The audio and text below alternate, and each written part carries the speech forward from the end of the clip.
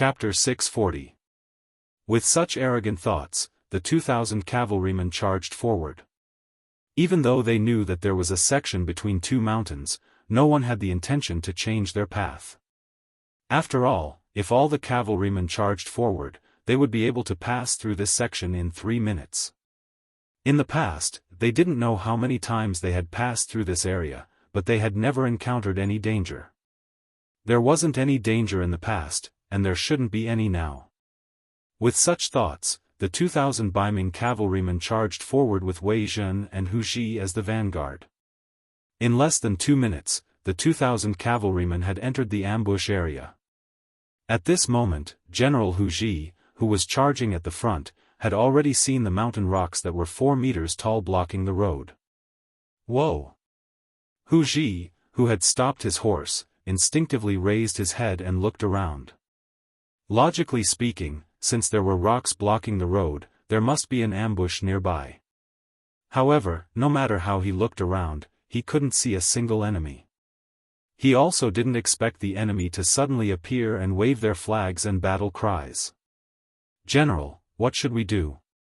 Seeing that their path was blocked, the vanguard cavalry had no choice but to rein in their horses and put all their attention on Hu Zhi. "The situation isn't right, retreat." Hu Zhi decisively gave the order to retreat. Although he could order the army to dismount and move the rocks in front of him away, he still felt uneasy. After all, the rocks were only 4 meters tall, and they should be able to remove the obstacles in front of them quickly.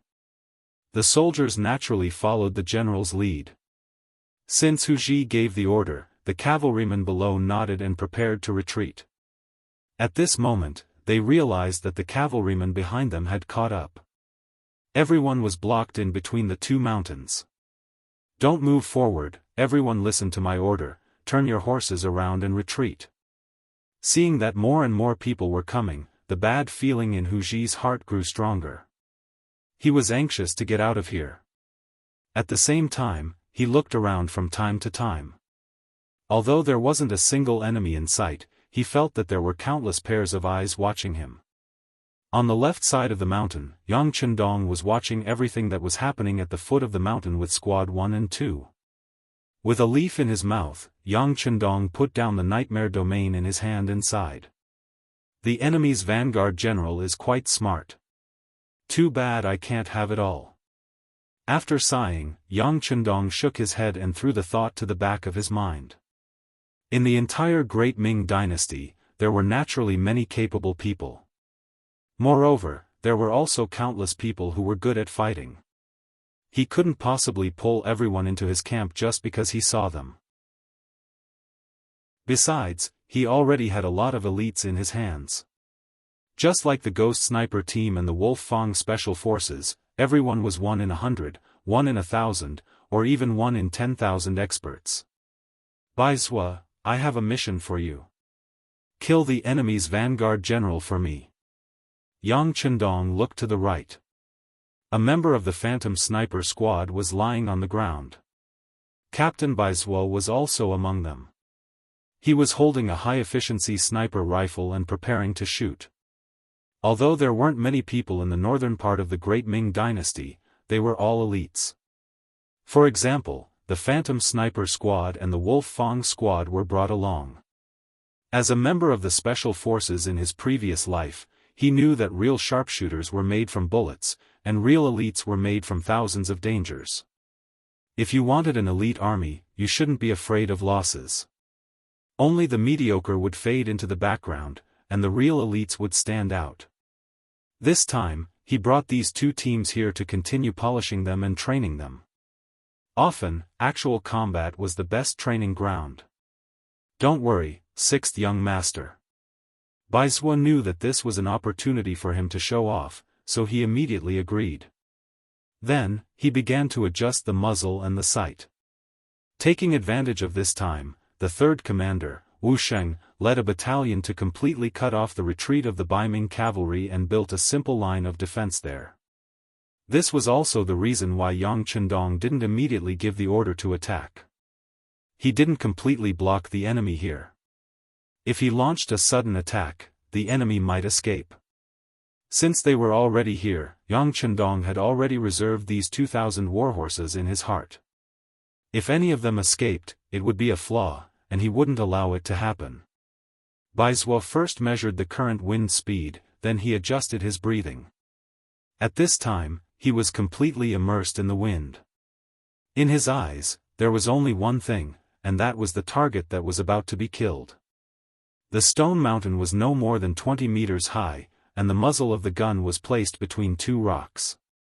It was well hidden, and the distance between the two mountains was no more than 200 meters. For a sniper rifle that could shoot at a distance of 1,500 meters or even further, this was not a problem at all. Everything was ready. Baizhuo's right index finger was already placed on the hook of the rifle, then he moved it bit by bit. Bang! The gunshot was fired. From the time Yang Chendong gave the order to Baizhuo locking on to the target, it only took 6 to 7 seconds. In terms of speed, Baizhuo was already an excellent sniper. Of course, if he could be faster, he would be an ace sniper. The gunshot sounded, followed by the sound of a head exploding in the middle of the two mountains. Hu Ji was dead. Without any warning, without seeing who the enemy was, without even knowing where the bullet came from, he died in a daze. Perhaps at the moment of his death, he was certain that there was indeed danger here. Baizhuo's shot was like a signal flare. The mercenaries who had been lying in ambush on both sides also locked on to the target and began to fire continuously. After Hu Ji's death, one by one, the Baiming cavalrymen fell off their horses and died on the ground. Enemy attack! Enemy! A centurion was still shouting loudly, but he quickly stopped halfway. There was no other reason other than that the bullet had already entered his body. He was already a dead man. How could a dead man speak? One by one, the northern Ming cavalry were hit by the bullets. They didn't even see what the enemy looked like before they fell off their horses or died on their horses. And this kind of scene seemed to be contagious. It started from the vanguard and spread all the way to the middle and rear of the army. Liang Xian, who was in the middle of the army, heard the loud gunshots. His face turned from red to white. Even if he was a fool, he would know that he had fallen into an ambush at this moment. But why were the gunshots so dense? Where did they come from? When did such a powerful enemy and opponent appear in this area? Some thoughts flashed through his mind. At this time, Liang Xian was thinking more about how to escape this place. He originally thought that this time, he would be able to obtain a great merit by just walking around. Who knew that his life would be in danger? Retreat, retreat, retreat. Seeing the soldiers in front and beside him being targeted and shot without any resistance, Liang Xian's heart was in a mess. Liang Xian's courage was about to break at this moment. He shouted loudly, and under the protection of several bodyguards, he turned around and reined in his horse, preparing to flee. But no matter how fast he was, how could he be faster than a bullet? Soon, his figure was locked on by the ghost shadow snipers mixed in with the mercenaries. Perhaps no one could recognize his identity, but under the tight protection of several bodyguards, even if one used their toes to think, they would know that this person's identity was not ordinary. Since Liang Xian was a person of status, he would definitely be the target of special attention.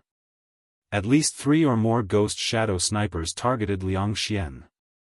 It was a pity for this secondary grade 3 commander. He originally thought that he could rely on the Liang family's background to make a name for himself in the new, or gone capital. Once he had the chance, he would return to Baiming to be a high official. But now, he was about to lose his life because of a mission that was not dangerous at all. At the same time, he was targeted by at least 3 qualified snipers. Even a god would not be able to save him now. Bang bang bang. Gunshots continued to be heard in the sky above the battlefield, but it was not as dense as before. Before the battle, the 6th young master had given a strict order. If one was not confident enough, they were not to shoot casually, and they were not to shoot any warhorses. This made some soldiers who were not confident in their marksmanship take the initiative to put down their guns. They could only watch and see how others were performing. Under another round of gunshots, the bodyguards protecting Liang Xian fell from their horses one by one, revealing the general's figure. Bang bang! 2 sniper shots rang out at the same time, hitting Liang Xian's head and heart respectively. This arrogant commander who couldn't be underestimated widened his eyes and fell off the horse with an unwilling expression. Even in death, he did not know who killed him. He had the same unwillingly thought as Vice Jianghu Zhang Mingji. The vanguard, middle, and rear troops all fell from their horses and died under the waves of gunshots. Only a small portion of the rear troops reacted quickly and turned around to escape the 2 mountains. What awaited them was not a ray of hope, but a heavy defensive line set up by Wu Sheng's main battalion and 2 auxiliary battalions. Hit them hard. Finally seeing the enemy appear in his line of sight, Wu Sheng, who had been waiting for a long time, gave the order. Hundreds of gunshots sounded at the same time, and the bodies of the Baiming cavalry that appeared in front of them were filled with holes. Their bodies were like a hornet's nest, and then they fell off their horses one by one and died. All that was left was the constant neighing of the warhorses, as if they were calling for their masters to get up and get up quickly. Chapter 641. A total of 2,000 northern Ming cavalrymen were surrounded by 4,000 elite mercenaries. From the beginning to the end of the battle, all of them were killed in less than 2 hours. Only a few dozen cavalrymen were seriously injured and fell to the ground. When the mercenaries cleaned up the battlefield, they were killed without a doubt. 6th Young Master, out of the 2,000 horses, only 24 were grazed by bullets. The rest are unharmed. Our army has no casualties. Wu Sheng trotted to Yang Chendong, who had already gone down the stone mountain, and made a salute to report the results. "Ai, didn't you say not to hurt the horses?" Hearing this result, Yang Chendong shook his head in dissatisfaction. However, he knew that since it was a battlefield, nothing could be perfect. "Okay, tell all the brothers to record the contributions and reward them according to their contributions. Now, take all the warhorses away and bury all the enemy corpses in the pit we have prepared long ago." The Battle of Stone Mountain was a victory. With careful planning, excellent weapons, and strong military quality, they caught the enemy off guard.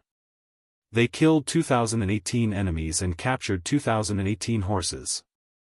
With this victory, the mercenaries withdrew from the mountain and headed straight for Sea Town.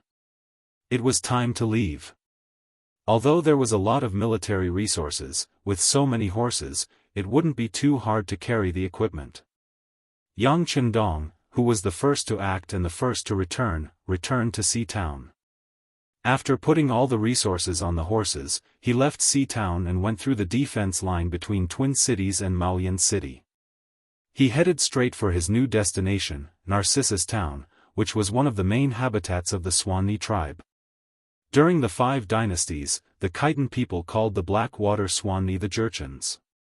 From then on, the name Jurchens replaced the Swanee. In the Liao dynasty, they changed the name to Straight Women. Whether it was Jurchens or Straight Women, the Swanee tribe was the predecessor of the Jurchens.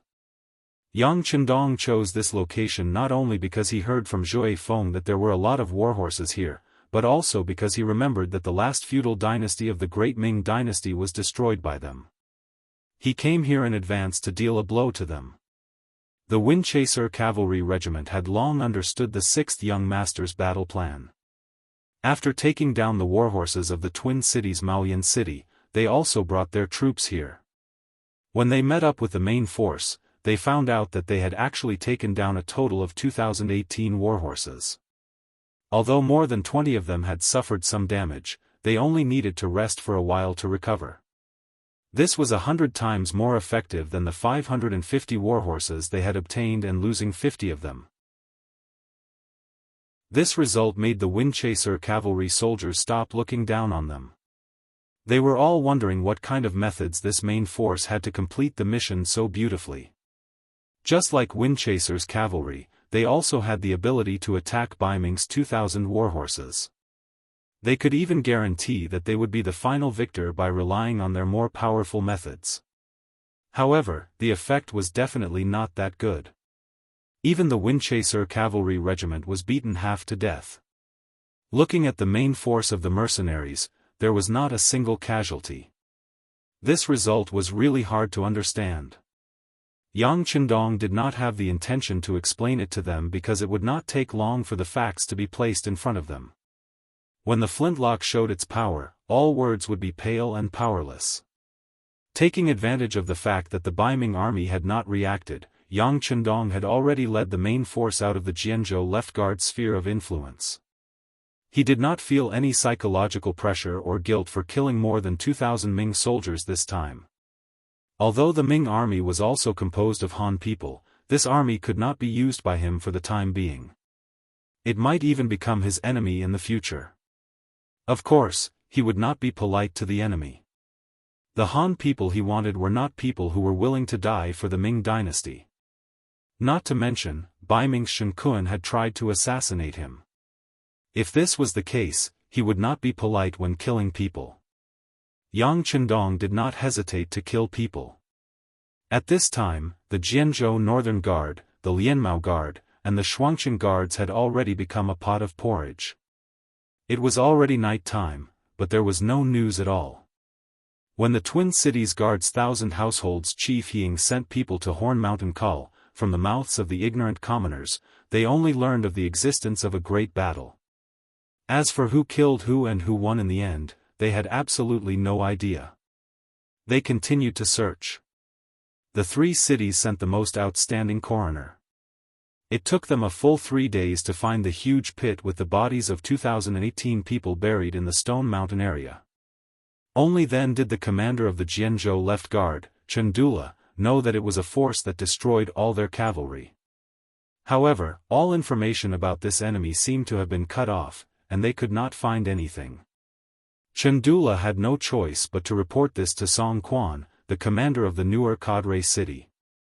It was inevitable that he would be scolded and reprimanded. However, they still did not know who the enemy was. At this time, Yang Qindong had already brought the mercenary army to the west of Narcissus Town, 20 li away. Su Yunsheng and the scouts sent by Commander Ding Shan had already gotten a general idea of the town situation.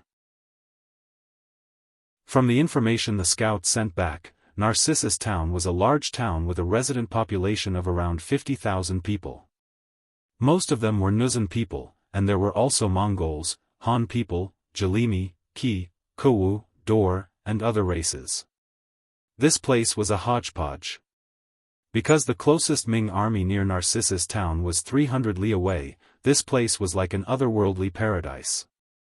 It was a place that belonged to the newer Gandusi and was not under the control of the Ming army. In the Ming dynasty's first year of Yongle, 1403, Ming dynasty Emperor Zhu Di sent people to Heilongjiang and Wuxia rivers to recruit the Nuzhan people. In the 14th year of Zhengtong, 1449, the Mongol imperial tutor Yeshen of Wara attacked the Ming dynasty. He defeated the Ming dynasty army at Tumu Castle and almost captured Mingyingzong. Some Jianzhou and Haishi guards took the chance to attack Liaodong to cooperate with Yeshen's military operations.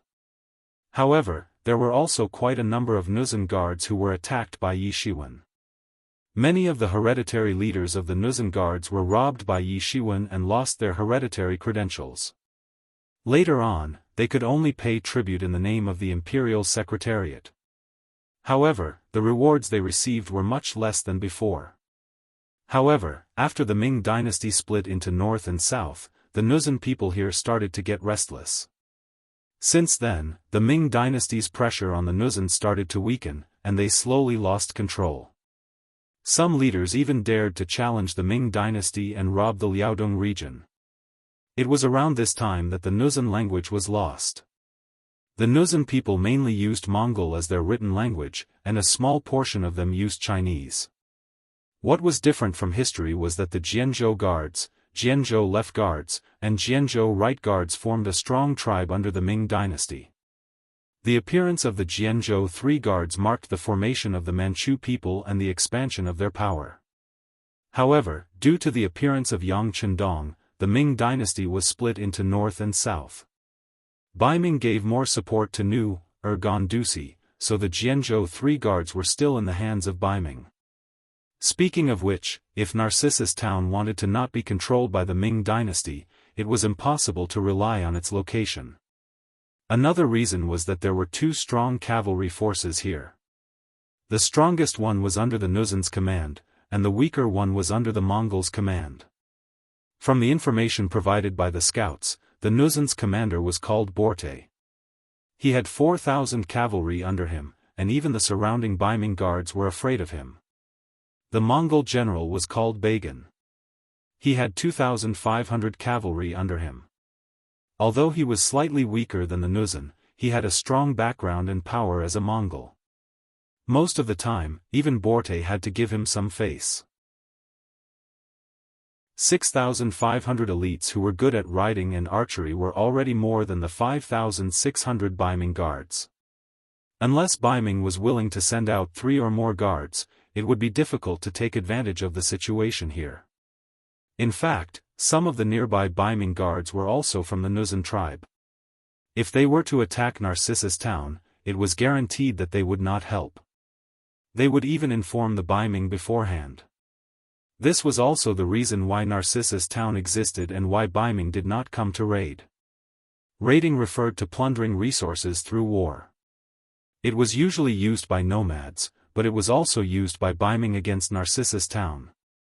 Narcissus Town continued to develop in its own way due to its unique geographical environment.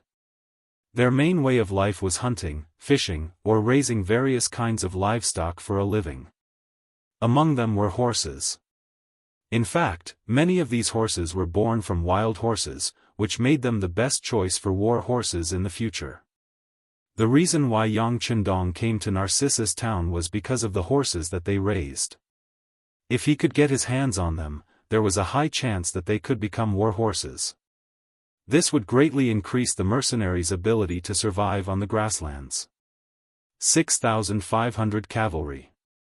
Yang Chendong shook his head after reading the information that the scout sent back. It was difficult for him to take down so many cavalry in one go. Even if he could, he would have to consider his own casualties. Whether it was the Nuzan or the Mongol, they were not his main opponents. It was not worth it and meaningless to waste his energy here. How about this? Let Commander Ding Shan go and see how many war horses he can buy from them. As long as they meet our standards, we will leave this place and head to the Tatar region. He had no intention of fighting with the Nuzan and the Mongol. Although he wanted to use this opportunity to teach the Nuzan cavalry a lesson, it was not worth it if he had to pay a high price.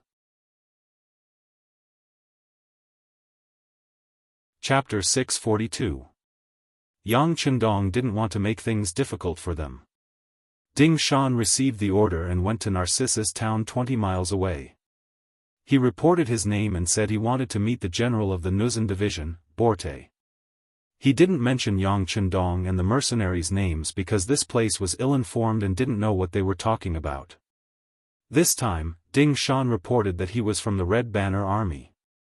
The Red Banner Army had some influence in the Nurgan-Dusi region. The Nuzan cavalry reported Ding Shan's identity to the general. Borte was currently in a large house with 2 of his generals. They were discussing how to deal with the Mongol general, Bagan. During this period of time, Bagan had started to recruit soldiers again. He had actually attracted the attention of most of the young men in the town by offering them 5 taels of silver and 20 kilograms of meat for a month's service. It was said that many people had already signed up. Once Bagan's influence expanded, he would become a threat to Borte. This was something he didn't want to see. Moreover, Bagan had already broken the rules. According to the agreement, no matter who it was, they could recruit, but the standard of treatment was the same. 2 taels of silver and 5 kilograms of meat a month. Under the same standard, the townspeople could join whichever side they wanted. That being said, the Nuzan division had 4,000 cavalry while the Mongols only had 2,500. With this comparison, the people who wanted to join the army naturally knew which side to choose. Choosing the strong over the weak, this was the mentality of most people. In this way, the so-called fairness did not exist. This made Borte stronger and stronger, and Bagan weaker and weaker. Left with no choice, Bagan could only break the rules. He was willing to pay more just to attract more people to join his cavalry. A burly man was sitting to the left of Borte. After hearing the general's words, he slammed the table and said with an irritable tone, "Bagan is breaking the rules. Since that's the case, I suggest we send troops to beat him up and let him know who has the final say in Narcissus town." "General Hulu, please calm down." Borte wasn't angry when he saw how impatient his subordinates were. Instead, he was secretly happy. He liked people like Hulu, who was straightforward and didn't hide anything. When he used such people, he felt more assured. General Hulu had already expressed his opinion. Borte's gaze fell on the man on his right. This man's name was Hui Libu, and his thoughts were clearly much deeper. Hui Libu didn't immediately express his decision. Instead, he pondered for a moment and said, "Of course we don't care about Bagan. We have 4,000 cavalrymen. As long as we attack, they won't be able to hold on for long. They will be defeated in the end. But don't forget, behind them is the powerful Mongol Empire. Although their territory is far from here, once the news spreads out, who can guarantee that they won't have any ideas about us? If a group of 5,000 Mongol cavalry comes, how are we going to deal with them? If we fight, can we win?" This. Hulu originally wanted to say something, but after hearing this, he had no choice but to shut his mouth. Borte let out a long sigh in his heart. The Mongol Empire was too powerful. They were so powerful that he had to think carefully before doing anything to Bagan. If the terrifying consequences were to come, he wouldn't be able to bear it.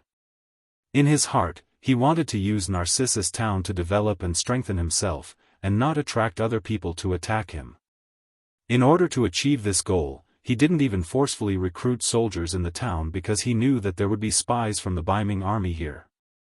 Currently, he only had 4,000 cavalrymen, so the Baiming army wouldn't see him as a threat. However, if he recruited all the men in the town, then his power would instantly increase by several times. This would naturally attract the attention of the Baiming army. When that time comes, if the Baiming army sent an army to surround him, then he wouldn't even be able to survive. Sigh, if that's the case, are we just going to watch Bagan grow stronger and stronger until he becomes a threat to us? Borte sighed and said in a dissatisfied tone. This. Perhaps we can send someone to discuss with Bagan. After all, it's not like we can't make the same offer. At worst, we can do the same. I'm sure the men in the town will still choose to join us, General Hui Libu said in a testing manner. Although due to the environment, they didn't have a lot of money, but it wasn't like they didn't have any. If they were really desperate, they could make the same offer. At worst, both sides would suffer losses. Looks like we have no choice but to do as he said. Borte nodded. This was the result he had expected. However, this way, the amount of money he had would shrink by a lot. If this continued, without enough income, he might not even be able to afford military expenses one day. Just as Borte nodded and made his decision, a soldier walked in from outside and knelt on the ground. "General, there is someone who claims to be from the 5-Star Army who wants to see you." The 5-Star Army. Borte wasn't unfamiliar with this name. He knew that this was an army of thousands of cavalrymen, and that they had some fighting power. However, that was all. After all, he was 3 times stronger than them. Yes. Did the person say what he wanted? No. The person who came called himself Ding Shan. He said he had business to discuss with you. As for what business, he didn't dare to tell us. The soldier knelt on the ground and answered truthfully. Business? Hee, then let him in. Borte smiled. This was a normal thing to do. This was because they could get green mouse fur, as well as things that were urgently needed outside like gerfalcon and pearls. For this reason, it wasn't strange for ordinary merchants to contact him. However, these merchants would usually appear in early spring and late autumn. It was already summer, and there weren't many merchants who still wanted to discuss business with him. With curious gazes, Hu Lu and General Hui Libu didn't move at all. They were also curious about what business this Ding Shan from the Red Banner wanted to discuss with them. The personal guard left and quickly returned. Behind him was Ding Shan, who had a smile on his face. When this person entered the room, he very humbly cupped his fist and greeted Borte and the other two. Ding Shan greets the three generals. Greetings to the three generals. Yes. Are you Ding Shan from the 5-star army? May I ask what position you hold there? Hui Libu took the initiative to ask. He also played the role of the vanguard. He couldn't let the general personally deal with the trivial matters. This lowly one's talent is limited. I am only a company commander. Ding Shan still had a smile on his face. It was indescribable sincerity. Company commander? Hui Libu frowned. He clearly hadn't heard of this position before. Company commander? How many men does Brother Ding Shan have under his command? Oh, only 100. Ding Shan was still smiling as he spoke. He didn't have the slightest self-deprecation because he could only lead 100 men. 100? Hee. When Borte and the other two heard that the other party was only a centurion, they couldn't help but laugh. Wasn't the position of company commander supposed to be a very prestigious one? They didn't think that he was only a centurion. Right, Ding Shan must have known that he was embarrassed to say it out loud because of his position. That's why he purposely said that he was a company commander. In the end, the three of them still saw through his identity. Sai, who knew what the 5-star army was thinking. They actually only sent a centurion to meet him. Were they looking down on him? Borte and the other two seemed to have thought of something. A trace of anger appeared on their faces. When Ding Shan saw this, he naturally knew that their hearts had changed. He sighed in his heart. You don't know how powerful the 5-star army is. Sending me here is already giving you enough face. Of course, he couldn't say these words. Even if he said it, no one would believe him. Thinking about his mission, he put away his original smile and said as seriously as possible, 3 generals, this time I actually came here to make a deal with you. I think that in front of benefits, my identity shouldn't be important. Yes. Hui Li couldn't hold back his anger. You said a deal, then tell us the content and amount of the deal. They didn't immediately refuse because they wanted to wait for Ding Shan to finish speaking before humiliating him. After all, he was only a centurion. They didn't think that he could take out anything to tempt them. Ignoring the other party's somewhat cold attitude, Ding Shan finally opened his mouth. 3 generals, the 5-star army came here to buy war horses. We know that your noble family has a lot of war horses. Since they are eating for free, why not sell them to us? Isn't that the best of both worlds? Buy horses? You want to buy war horses? Hui Li still didn't say anything. Then he laughed and said, Ding, company commander, right? How many horses do you want? What price can you pay? He purposely emphasized the word few to mock Ding Shan. With his identity as a mere centurion, what could he do? Even if he wanted to buy war horses, he would only buy a few. Although the war horses were the main source of income for the Nuzan tribe, if it was only a few, they wouldn't put it in their eyes. A few? Ding Shan mocked the other party in his heart. Then, his tone changed into a very arrogant one. He had thought about it. Who said that merchants had to lower their heads? That was a small merchant. He was a big merchant. Since he was a big merchant, he didn't have to look at other people's faces. It was others who had to look at his mood. Ding Shan's tone also changed. At this moment, it was as if he was a different person. 3 generals, you must be mistaken. The 5-star army doesn't want a few horses. We can buy as many as you have. As for the price, it can be discussed.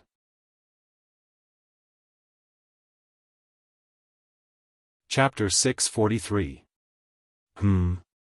Originally, she didn't care. If it wasn't for the fact that she didn't want to make enemies, she would have already kicked Ding Shan out of here.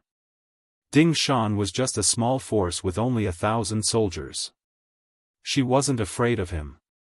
But all of this changed with Ding Shan's words. As if he thought he didn't hear it clearly, Borte asked, "Wait a minute, what did Company Commander Ding say?" Seeing that even Borte was shocked by him, Ding Shan's sense of superiority immediately increased. Thinking that a big shop can bully customers, but at the same time, a big customer can also bully the shop. He regained his previous smile and said, "I said that there is no limit to the number of warhorses you can buy. We will buy as many as you can provide. The price will also satisfy you." Hiss. This time they heard it clearly, but because of this, Borte and the other 2 sucked in a breath of cold air. They didn't expect the 5-star army to be such a big customer. They also didn't expect them to be so rich. Borte was just worried that he didn't have enough money to face the Mongol army. He didn't expect that the heavens would send him a god of wealth so quickly. Borte, who didn't care about the other party before, immediately smiled. Come, prepare a seat for Company Commander Ding."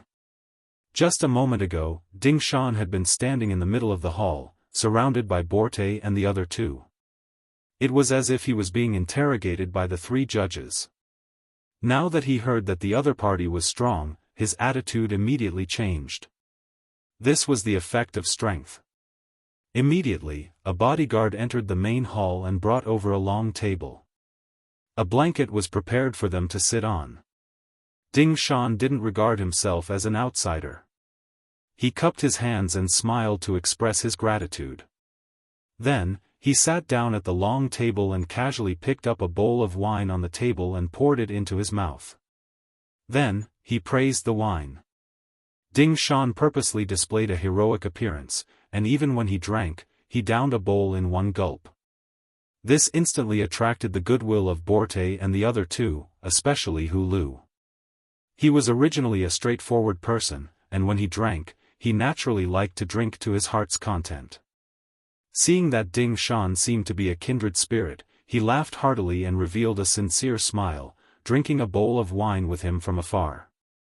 After drinking 2 bowls of wine in a row, Ding Shan's expression didn't change, nor did his heart beat wildly. He looked at Borte, who was sitting at the head of the table, and said with a smile, "General, can we discuss the price and the number of warhorses?" "Okay. Now that Company Commander Ding has taken the initiative to come here, you can name the price," Borte said with a smile, looking like an old fox. The other party wanted to listen to his opinion. This was a matter of planning before taking action. Ding Shan did not have any objections to this. After all, this was the other party's territory. Of course, he would let the other party have the final say. "Okay, since the general has spoken, then this little one will name the price. For a batch of good quality warhorses, we offer 120 taels. This is already the highest price in the market. As long as the warhorses arrive, we will pay the money. It's only a few 100,000 taels of silver. Our 5-star army doesn't have anything else, but we have a lot of money." Ha ha ha. Ding Shan was very confident. Borte and the other 2 also believed in this point. If the other party didn't prepare enough money, then what right did they have to talk about cooperation? Besides, if they didn't have enough money, then weren't they afraid that they would flip out? One must know that this was the Jurchen's territory. Moreover, their military strength was several times greater than the other parties. No one would take the initiative to provoke such a powerful existence. As for the price of 120 taels of silver for a horse, this was indeed very fair. In the market, ordinary horses were usually sold for around 30 taels of silver. War horses were usually sold for 100 to 120 taels of silver. Very few excellent horses could be sold for a sky-high price of 150 taels of silver. However, that was referring to the price of delivery. This time, the other party had taken the initiative to come to Narcissus town. Therefore, they only needed to hand over the goods to the other party. Just this alone would save them a lot of transportation costs and risks. From this point of view, 120 taels of silver was indeed tempting. However, in this world, who wouldn't want more money? Since this was a business that was delivered to his doorstep, and Ding Shan looked like he was determined to get it, Borte naturally had no reason to let it go easily. Therefore, even though his heart skipped a beat when he heard the price of 120 taels of silver for a warhorse, he did not show it on the surface. He shook his head and said, "The price is too low." Ding Shan had naturally thought deeply before offering 120 taels of silver for a horse. Yes, Zhang Mingzhi had indeed seen the price of one warhorse at 200 taels of silver. However, the other party had no intention of doing business with him. They were prepared to rob him. The facts proved this point. After finding Zhang Mingzhi's corpse in Hornhill Call, they did not find any large amount of money on him or in the group. This time, Ding Shan really wanted to make a deal with him. However, the other party still thought that the price was too low. This was a bit insatiable. Ding Shan argued with reason. "General Borte, we are here to buy from you. You only need to send the warhorses out of Narcissus town and our deal will be considered complete. This will save you a lot of trouble." I said, "The price is too low." Borte had no intention of reasoning with Ding Shan. He still held on to his previous idea and repeated it. Ding Shan really wanted to leave in a huff. He could see Borte's greed. However, when he remembered that the sixth young master was waiting for his news outside the town, he had to forcefully suppress the thought of leaving. He then looked at Borte and said, "General, how much do you think is appropriate?" 150 taels of silver for one. We can guarantee the quality of the warhorses. If you don't like any of them, you can return them to us. Borte said proudly, as if the warhorses of the Nuzan were the best. This warhorse was equivalent to an extra 30 taels of silver. In this way, if they bought 4 warhorses, they would lose 1 warhorse. It was a bit of a loss. However, before coming here, the sixth young master had said that as long as the warhorses were of good quality, it did not matter if they had to pay a little more. What the mercenaries lacked now was warhorses. They could not afford to delay important matters because of a little money. Thinking of this, Ding Shan finally gritted his teeth and agreed. "All right, since that is the case, I agree to this price. However, I do not know how many warhorses the general can sell so that I can go back and prepare the money." Ding Shan actually agreed. He thought that in the face of such an exorbitant demand, the other party would definitely hesitate.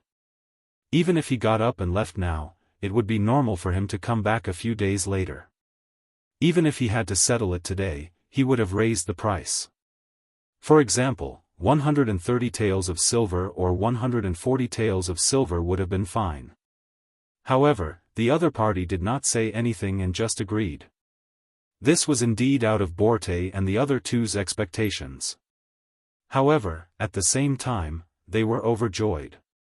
If one warhorse could be sold for an extra 30 taels of silver, they would be able to make a lot more money. With this money, wouldn't they be able to compete with the Mongol army on the issue of new recruits? Good. Company Commander Ding is indeed a straightforward person. Since that is the case, this general will also be a little more generous.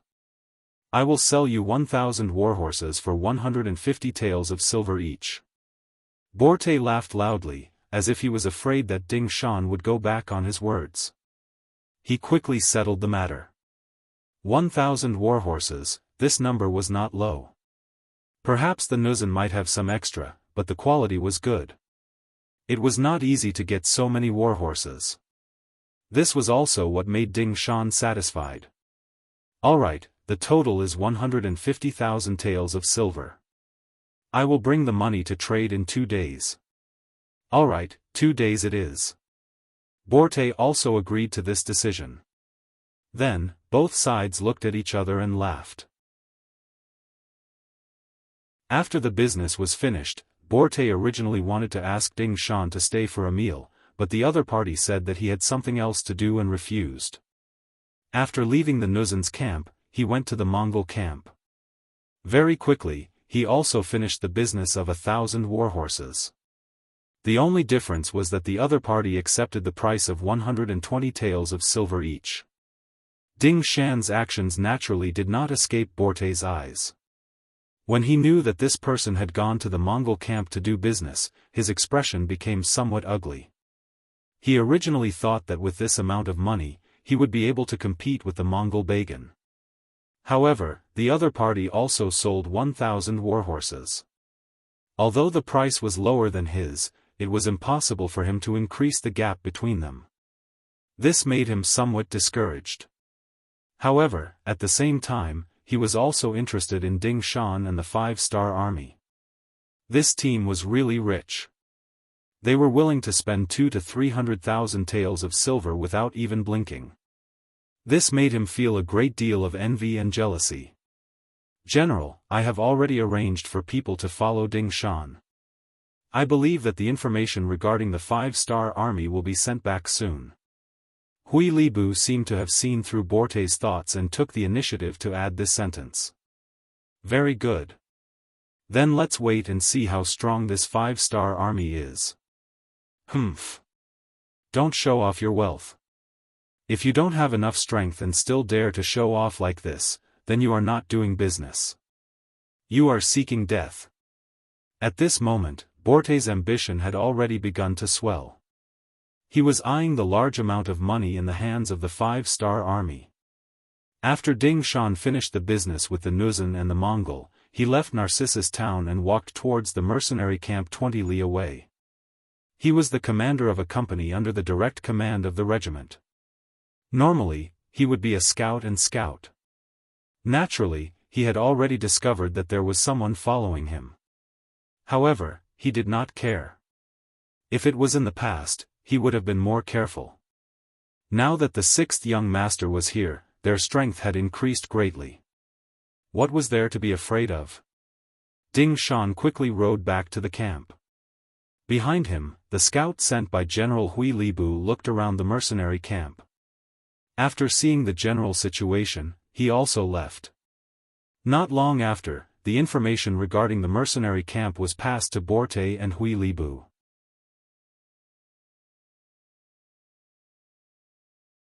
Chapter 644.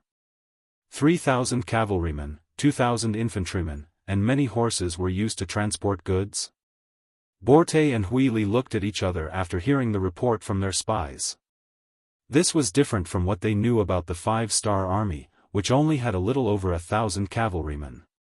Of course, if they knew that Yang Chendong had originally planned to equip all the soldiers with war horses, it would be best if each soldier had 2. However, due to the limited number of war horses, the 3 cold vanguard regiments and 2 auxiliary battalions were converted into a cavalry regiment. The remaining horses were not suitable to be war horses and could only be used to transport goods. If that was the case, they wouldn't be interested in the 5-star army. This force should be the 5-star army's newly expanded force. They shouldn't have much combat power. If we can catch them off guard, we can definitely defeat them. Not only that, we can also obtain their money, war horses, and even their soldiers. When that happens, our forces will almost double. When we face Bagan, the pressure will be much greater. Hui Li muttered to himself for a moment before becoming excited. The greater the difficulty, the greater the result. Hui Li's words coincided with Borte's thoughts. He immediately made up his mind and said with a ferocious expression, "All right, we should also make some preparations. How about this, mobilize the cavalrymen. In 2 days, we will use the trade as an excuse to take over the enemy. In the mercenary camp 20 miles away from Narcissus town, Ding Shan reported the details of his trip to Yang Chendong and the other battalion commanders. When they heard that Borte had offered 150 silvers for a war horse, many of the officers were enraged. It was obvious that they were angry at Borte's exorbitant demand. He was clearly treating them like fat sheep to be slaughtered. Yang Chendong didn't feel much about it. It was just an extra 30,000 silvers. He really didn't care about it. However, he had seen and remembered Qi Taiying's greed.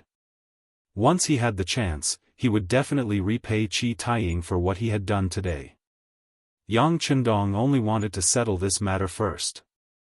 He didn't want to immediately become enemies with Borte. Borte's strength wasn't weak. Unless they used firearms, they wouldn't be able to take advantage of him. Besides, even if it was just because of 30,000 taels of silver, there was no need to start a war. This excuse was not enough. However, no one expected that an excuse would appear so quickly. Su Yunsheng, the commander of the reconnaissance battalion, appeared in the large tent and delivered the news he had just received from Narcissus town to Yang Chendong and the other officers. Sixth young master, Nuren is making a move. Our people spent a lot of money to get in touch with some of the Nuzan's cavalry. We just got the news from their mouths. In 2 days, they will be moving out in full armor. As for who the target is, the higher-ups didn't say. As soon as Su Yunsheng entered the tent, he reported the first-hand information that the scouts had received. Armor was usually only worn during military operations.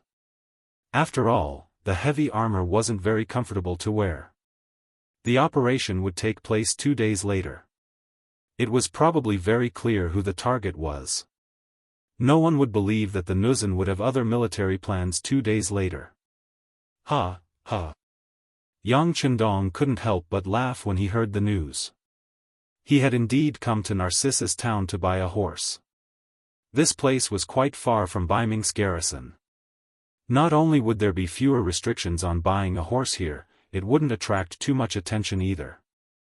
At the same time, he also wanted to see the Nuzan's strength.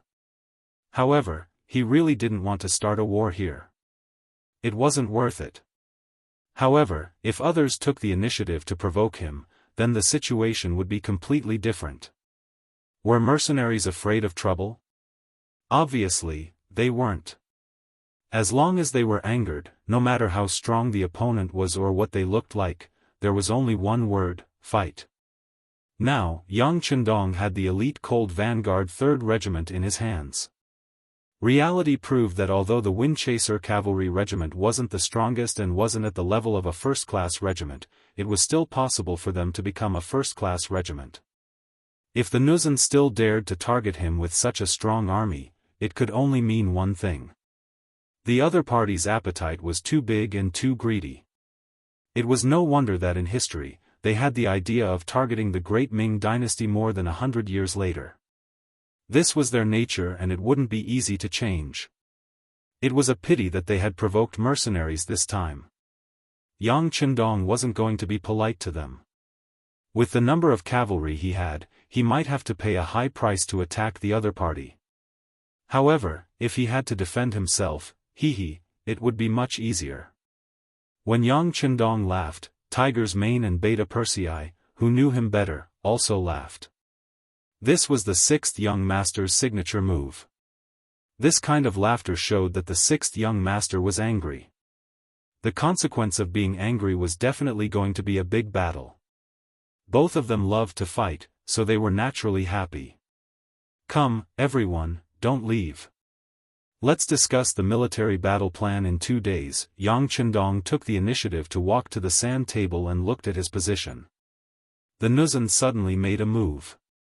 As one of their opponents, she naturally couldn't escape the eyes of the Mongol army. Both sides relied on Narcissus town. The Nuzan and the Mongol army had long been in each other's shoes. It was very difficult for either side to do something behind the other's back. Therefore, in terms of news, Bagan received it much earlier than Yang Chendong. His general, Taimu, was in charge of recruiting new soldiers when he was urgently called to the barracks by Bagan. He was informed of what might happen in 2 days.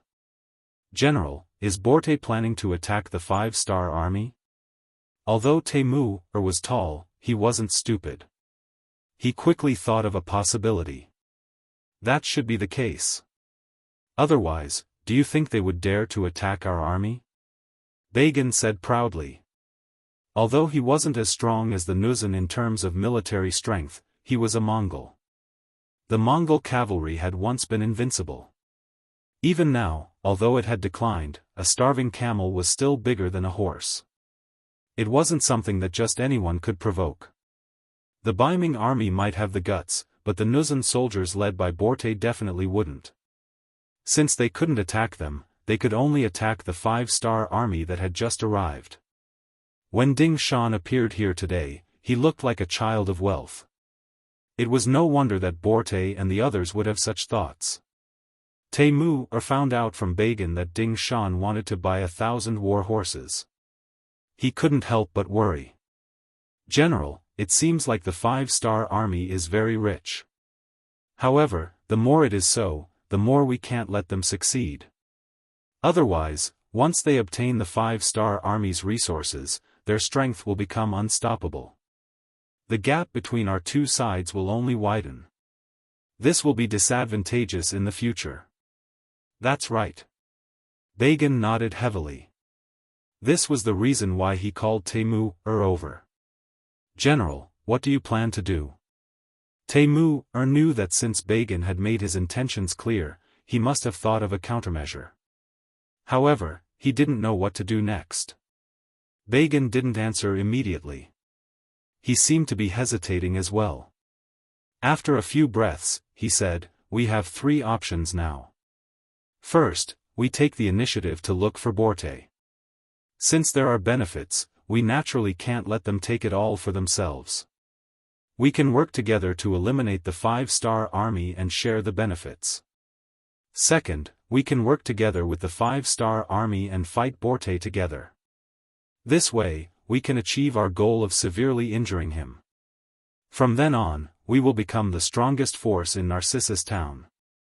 Third, we can secretly inform the 5-star army of Borte's intention to attack and wait until both sides are heavily injured before we suddenly attack and reap the benefits."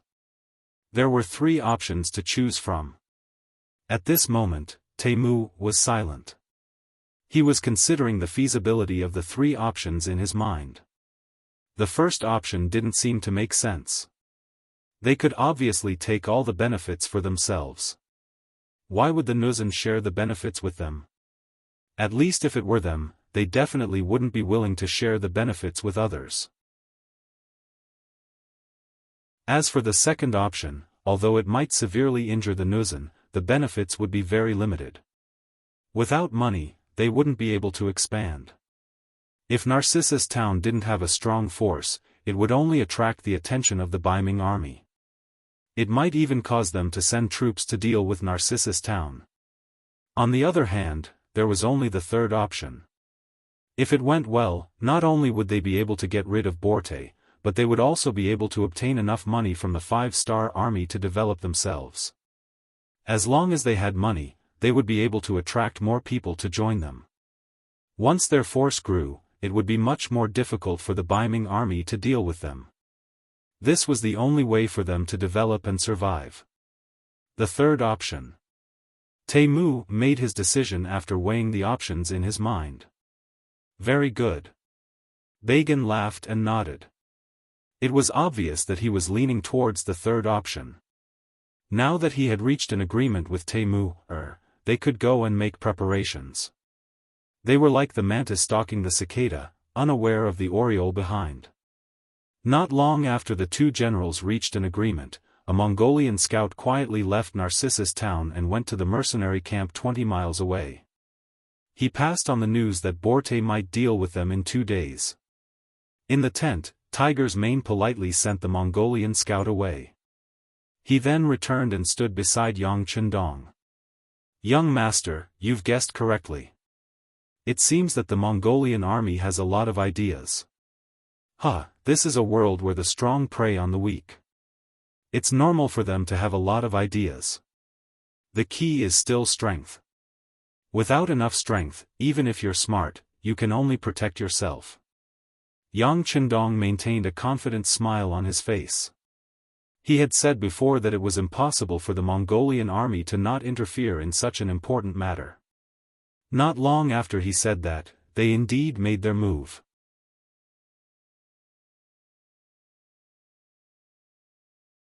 Chapter 645. Humph. If you want to take advantage of us, then you should be prepared to be swallowed by us. Yang Chendong's eyes flashed with wisdom. If the Mongol army did not have any intentions of attacking them, he would not spend so much effort to deal with them.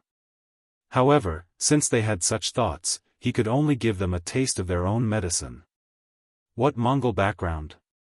This might be able to scare the Nuzan, but it was not enough to enter Yang Chendong's eyes at all. If they made him unhappy, he could also deal a heavy blow to the Mongol army.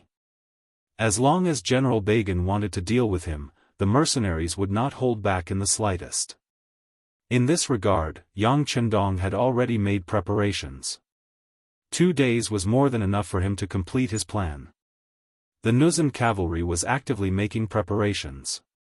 It was not that Borte did not think that the 5-star army would resist, but in his opinion, the Nuzan cavalry was the strongest cavalry in the world. If they really fought, even the Mongol cavalry would not be their match. There was no way they would lose this battle. If they succeeded in their surprise attack, the battle would be over in less than 2 hours. On the other hand, the problem was Bagan's 2,500 cavalry. If this person interfered, it would be troublesome. As a precaution, Borte purposely left General Hui Libu behind and gave him 1,000 cavalrymen to keep an eye on Bagan. Once Bagan made a move, he was to restrain him. Although they didn't have the advantage in numbers, they didn't intend to severely injure Bagan. As long as they could keep Bagan in the vicinity of the town, they could wait until the 5-star army was completely annihilated. Bagan would then tactfully become obedient. As a result, they only sent 3,000 cavalry to fight the mercenaries. Hulu was the vanguard, while Borte led the middle. Regarding this, Yang Chendong was not very clear. After all, the scouts he sent out only knew that the Nuzan cavalry had a mission. As for what the mission was, they would not know until the morning of the day after tomorrow.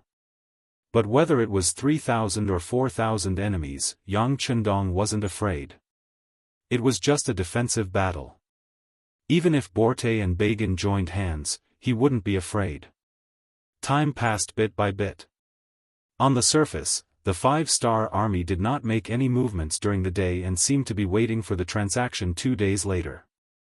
However, as soon as night fell, the army began to get busy. Ding Shan's direct cavalry regiment was also responsible for the role of sentry posts. They would chase away the Nuzan cavalry who were responsible for scouting until the sun came up, and they would only let them in again after daybreak.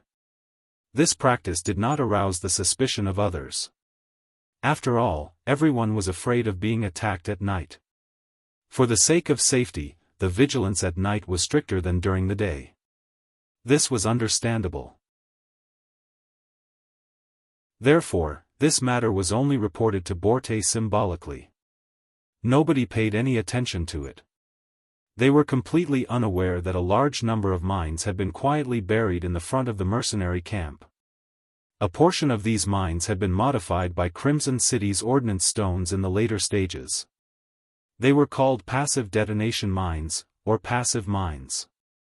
These mines weren't very powerful, but they could be used to deal with cavalry.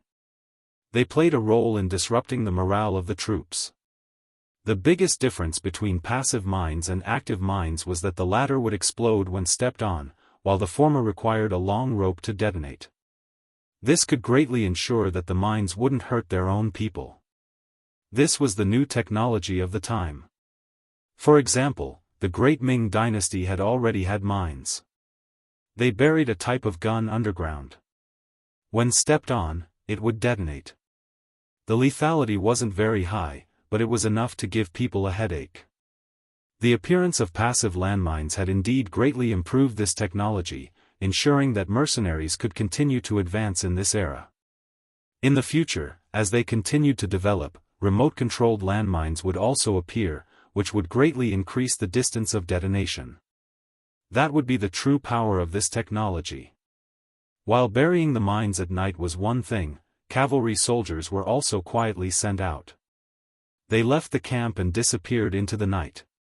In just 2 nights, the original Windchaser Cavalry Regiment, Cold Vanguard Regiment, and 2 auxiliary battalions had all left. The only ones remaining in the camp were Yang Chendong's 4 auxiliary battalions. Regarding Yang Chendong leaving so few soldiers by his side, both Windchaser Regiment and Commander Wu Xing expressed their objections. Regarding this, Yang Chendong acted as if he didn't hear anything. He only instructed them to fight according to the plan. This was especially true for Wu Xing's 3rd Regiment. This was their first time on horseback and they had given up on the most advanced firearms. If they couldn't adapt well, the danger factor on the battlefield would increase by a lot. It wasn't that they couldn't use firearms on horseback, but they would definitely lack stability and accuracy. Therefore, Yang Chendong's request was that unless they were confident, they should fight with cavalry swords. Since they were cavalry, they should be used to fighting on horseback and using cold weapons to hack and slash. Under Yang Chendong's insistence, the main force was finally sent out. Only 4 auxiliary battalions were left. They were led by Commander Lu Zhuo. Lu Zhuo was left behind. When he woke up on the morning of the 3rd day, his entire body was filled with nervousness and excitement. Yang Chendong saw all of this and couldn't help but smile. "Commander Lu, don't be so nervous. Everything is ready. You just need to do what you normally do in battle and training. Yes, don't be nervous. 6th young master, I'm just excited. Thank you for trusting our auxiliary soldiers and handing the heavy responsibility of protecting your safety to us." Lu Zhuo really wasn't nervous. He had fought dozens of battles, big and small. The nervousness of a new battlefield wouldn't appear on a veteran like him. But just as he said, he was truly excited. Yang Chendong had sent out all of the main force and only left 4 auxiliary battalions at home. If this wasn't trust in the auxiliary soldiers, then what was it? In reality, it was impossible for only 4 auxiliary battalions to be at home. For example, Guard Squad 1 and 2 and Ghost Sniper Squad were all left by Yang Chendong's side. These people added up to nearly 100. In reality, their strength was several times greater than their own. With these people around, Yang Chendong could be said to be safe enough. But if Lu Zhuo was willing to think this way, he naturally wouldn't correct him. "Good, it's good that you know this young master trusts you. Since it's like this, perform well today." Yang Chendong chuckled. Then, he looked at Ding Shan, who had been standing beside him for a long time, and said, "Company Commander Ding, it's about time. You can leave now. Remember, don't be rash. Just follow the plan and there won't be any problems." "Yes, 6th young master, I will remember." Ding Shan was a little nervous and nodded respectfully. This was the 6th young master. To be able to be remembered and stand beside him for a while was something to be proud of. Everything was ready, except for the east wind. This east wind referred to the arrival of the transaction time.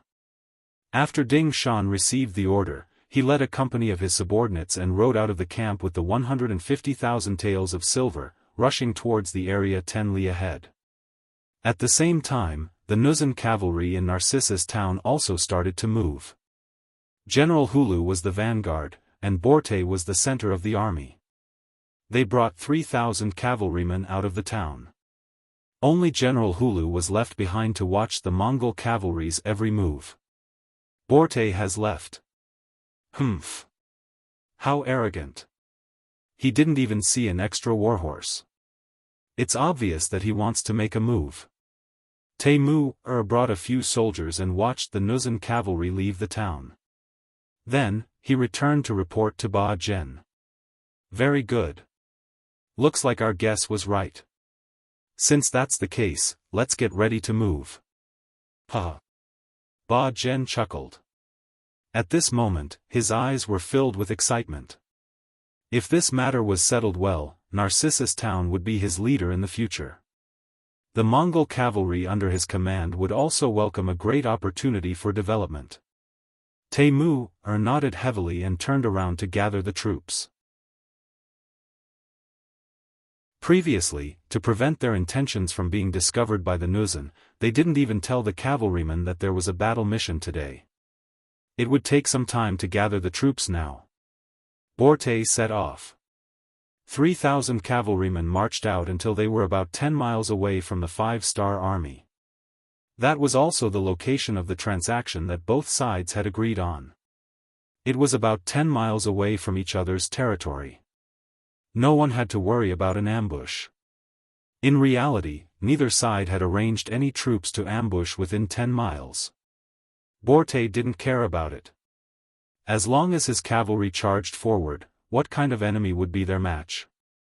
Yang Chendong had prepared enough backup plans. He was worried that he would alert the enemy. Naturally, he didn't arrange any troops to ambush them at the location of the transaction. Therefore, when both sides appeared here in the dark, they were very calm.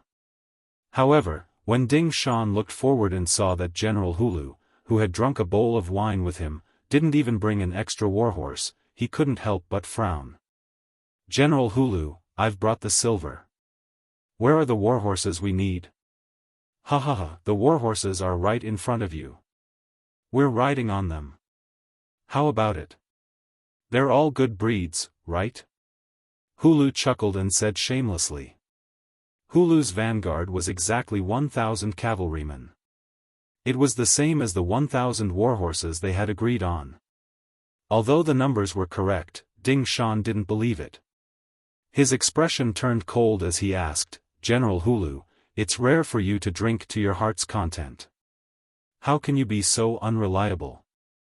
Since you don't have any sincerity, then we'll talk about it when you do. Let's go. Ding Shan was very decisive. He led the 100 cavalrymen and left without any hesitation. From how quickly they retreated, it was obvious that this wasn't a decision they had just made. They had been prepared for this for a long time.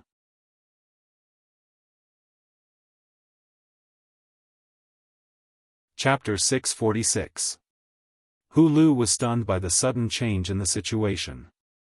His mission was to stall Ding Shan and wait for General Borte to arrive with the main force. Then, they would attack together and chase after Ding Shan's troops. They would attack the 5-star army's camp in one fell swoop. But now, Ding Shan had escaped before General Borte arrived. This was not in line with the plan. General, what should we do? Should we chase or wait for General Borte? The deputy general beside him was also confused by the scene in front of him. He asked Hulu for instructions. Chase. Leave one person behind to inform the general. The rest of you, follow me. Hulu, who was a straightforward person, decided not to wait any longer. Since there was a change in the plan, he would follow suit. Although 1,000 men was not enough, he was confident in the cavalry under his command. Even if the enemy was several times their number, they would still be able to fight and win. Leaving one person behind to inform the rear, Hulu led the 1,000 cavalry to chase after Ding Shan's 100 men. They shouted and screamed along the way, giving off the sound of their race's charge. Don't be too anxious. Maintain the formation and don't let them lose track of us. Riding on his horse, Ding Shan glanced back and sneered. He was the first to run, so he naturally had the advantage. As long as he was out of the range of the arrows, he would be able to complete his mission. The cavalry directly followed Ding Shan's left and right as they retreated back to the mercenary camp. After running for a while, they could see the camp in the distance.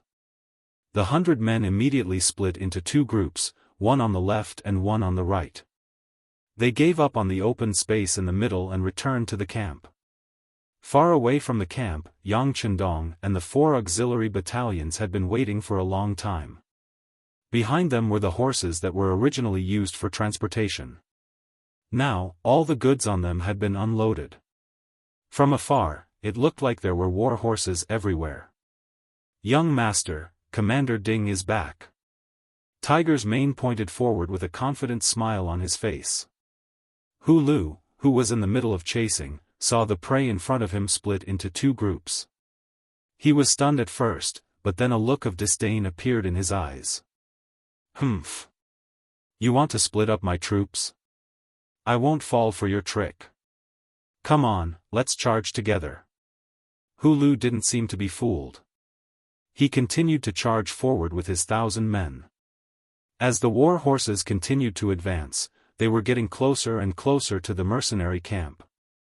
3 miles, 2.5 miles, 2 miles. When they finally reached the distance of 2 miles, deafening roars suddenly rang out beside the charging Nuzan cavalrymen. Finally, a cavalryman stepped into the minefield and detonated the mines buried there. Boom boom boom. Boom boom boom. There was a sudden explosion in the midst of the cavalry. In an instant, countless cavalrymen were blasted off their horses. Those who were on top of the landmines were blasted into the air along with their horses. Even the aftermath of the landmines injured countless Nuzan cavalrymen, causing them to wail in pain as they fell off their horses. Damn it! They had only advanced about 100 meters, but they had already paid the price of nearly 100 riders. This made Hu Lu gnash his teeth in anger. Seeing that they were still some distance away from the mercenary camp, he had no choice but to give the order to stop moving forward and gather his troops in place. As soon as Hu Lu's vanguard stopped, the 2,000 cavalrymen led by Borte rushed over. Seeing the mess on the ground and the many injured cavalrymen, Borte rode forward and asked coldly with a frown, "What happened?" They cheated." Hu Lu didn't know how to explain, so he simply attributed everything to the enemy's trick. Cheated? Borte was stunned at first, but after he heard what happened from Hu Lu, his face turned ugly. So they were prepared. Humph. Do you really think that you can stop the advance of our cavalry with that explosive thing on the ground? Borte's face was filled with disapproval. Although the 5-star army's trick did hurt his troops, it was still a battle between the two sides. In the end, it was still a battle between two armies that depended on strength. It was still a real battle, and tricks were only supplementary. Besides, that thing had already exploded once, and it was impossible for it to explode a second time.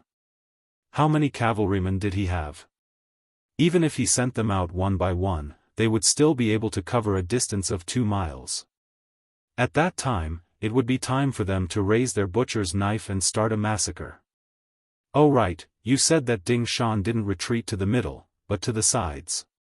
You didn't see anything exploding there, right? Although he didn't think so, it was better to not sacrifice himself if he didn't have to. Borte thought of something and asked Hu Lu. Yes, they went to the sides, so it was very safe. Thinking back to Ding Shan's retreat route, Borte thought that the enemy wanted to divide his troops. They already knew that there was something buried underground. Okay. Borte didn't care so much at this moment. He only knew that if the enemy could leave, they could also leave. Since that's the case, we will also split into 2 groups. You lead one group, and I will lead the other. We will rush in from both sides and outflank them. At that time, we will definitely let those people know that we, the Nuzan cavalry, are not to be trifled with. Borte's face was burning with anger. In such a short time, more than 200 of his brothers had died, which clearly angered Borte. Yes. Hu Lu's face was also filled with anger. It was rare for him to be at a disadvantage like this.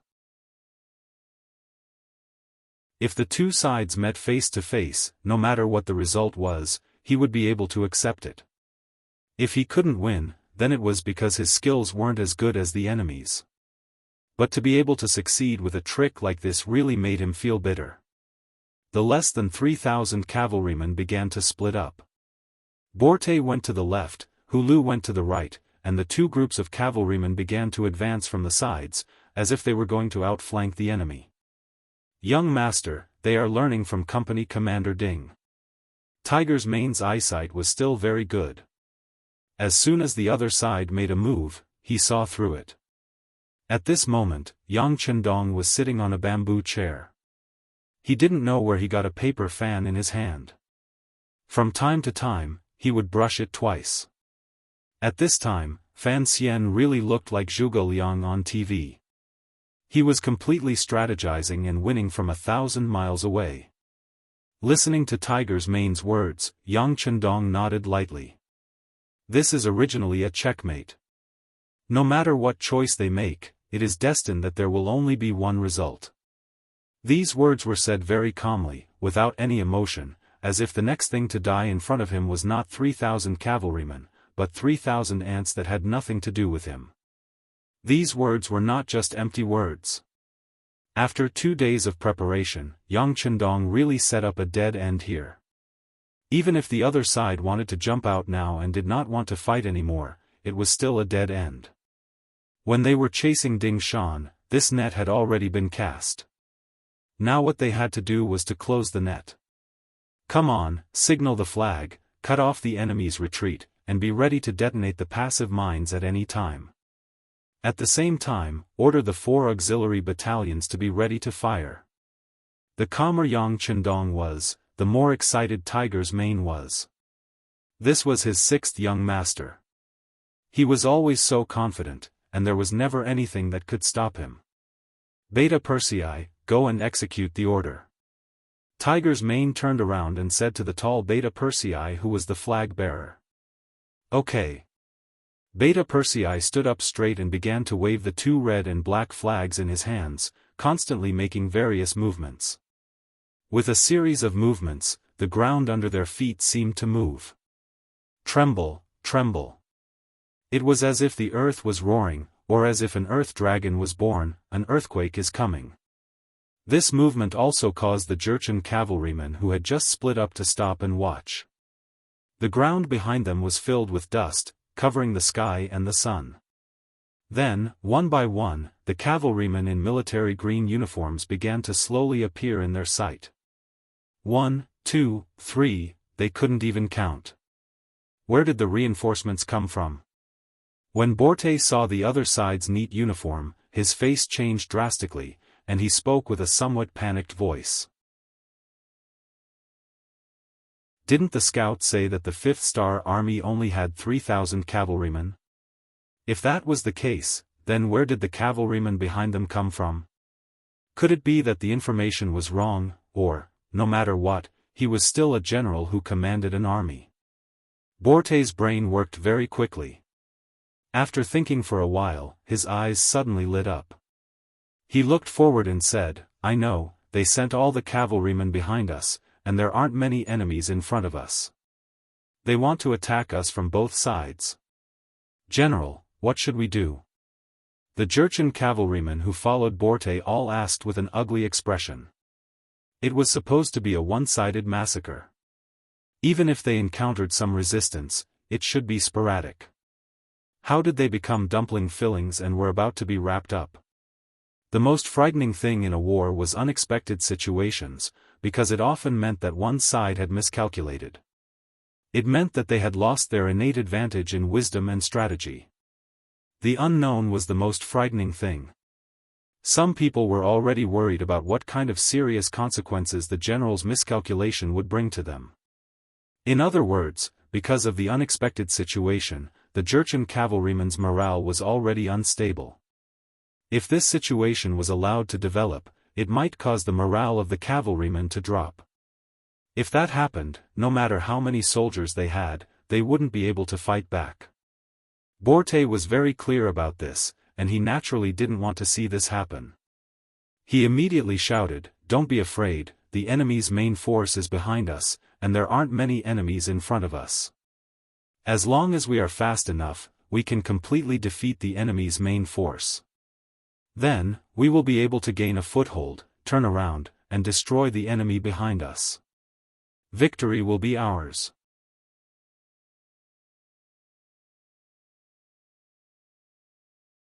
Chapter 647. Victory belongs to us. A few of the centurions behind Borte shouted in unison. Their shouts did indeed stabilize the morale of the troops. At this moment, not only did their morale not decrease, it actually increased. They slapped their warhorses and charged forward.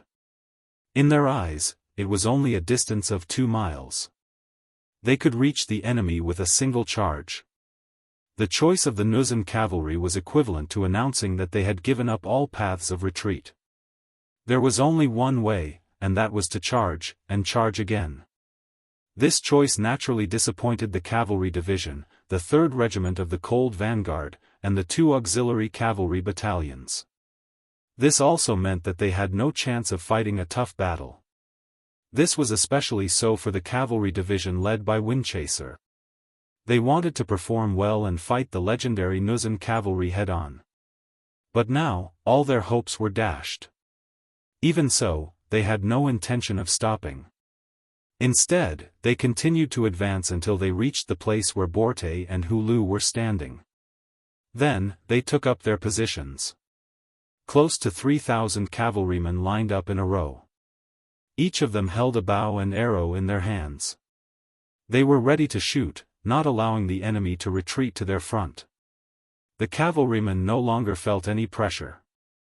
At this moment, all the pressure was transferred to the battlefield. Lu Zhua, the commander of the auxiliary troops, who had long been prepared, shouted out his orders. His 4 battalions of 1,600 auxiliary soldiers all held their Type 81 rifles in their hands and prepared to shoot at any moment. Everyone, listen to my orders.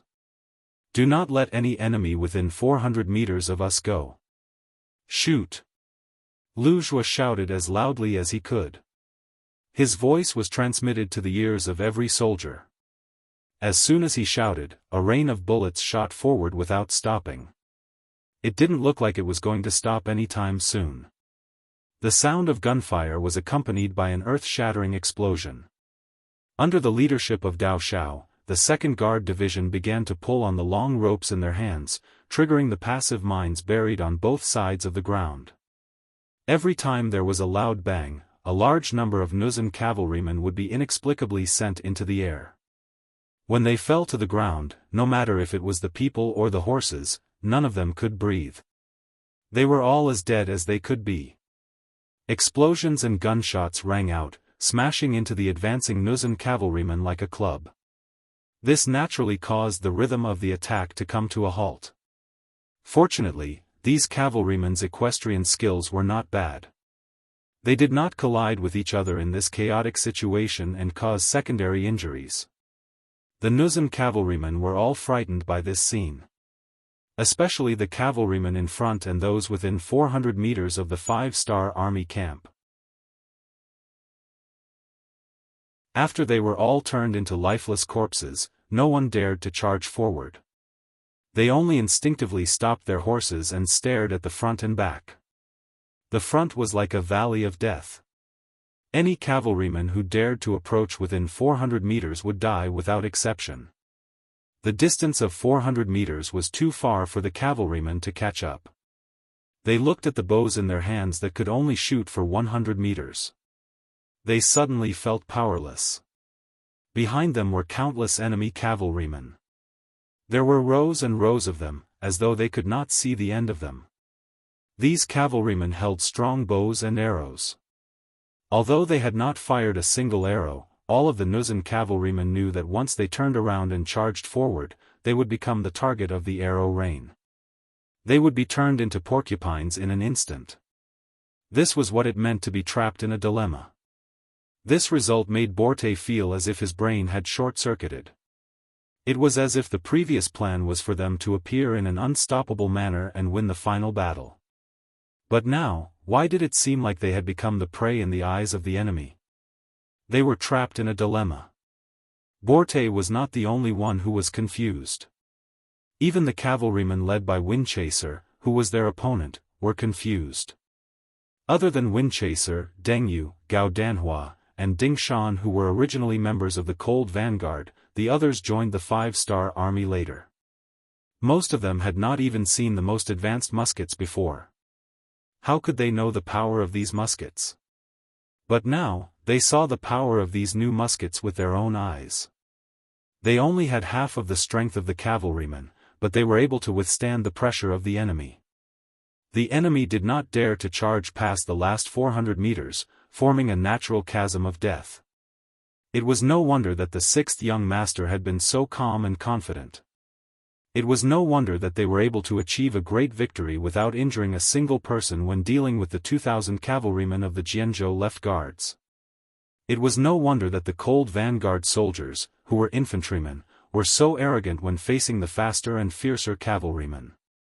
It turned out that this was their trump card and their true combat strength.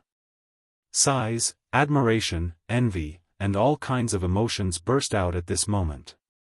At the same time, depression, fear, and trembling emotions appeared one by one on the Nuzan cavalrymen. In just a short while, 600 to 700 of the 3,000 cavalrymen had died in battle. This was because they had stopped moving forward in time. Otherwise, there would have been even more people who would have died. Faced with this unexpected situation, Borte and Hulu were at a loss as to what to do.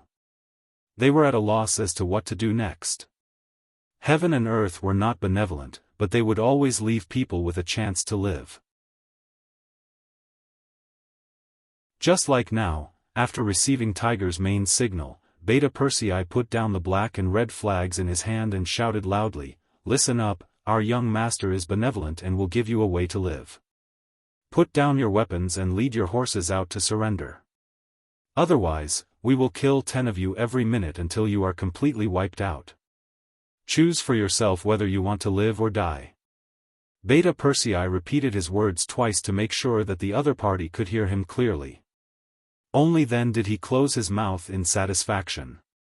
Although he did not move a finger in today's battle, nor did he kill a single person, he felt extremely good in his heart.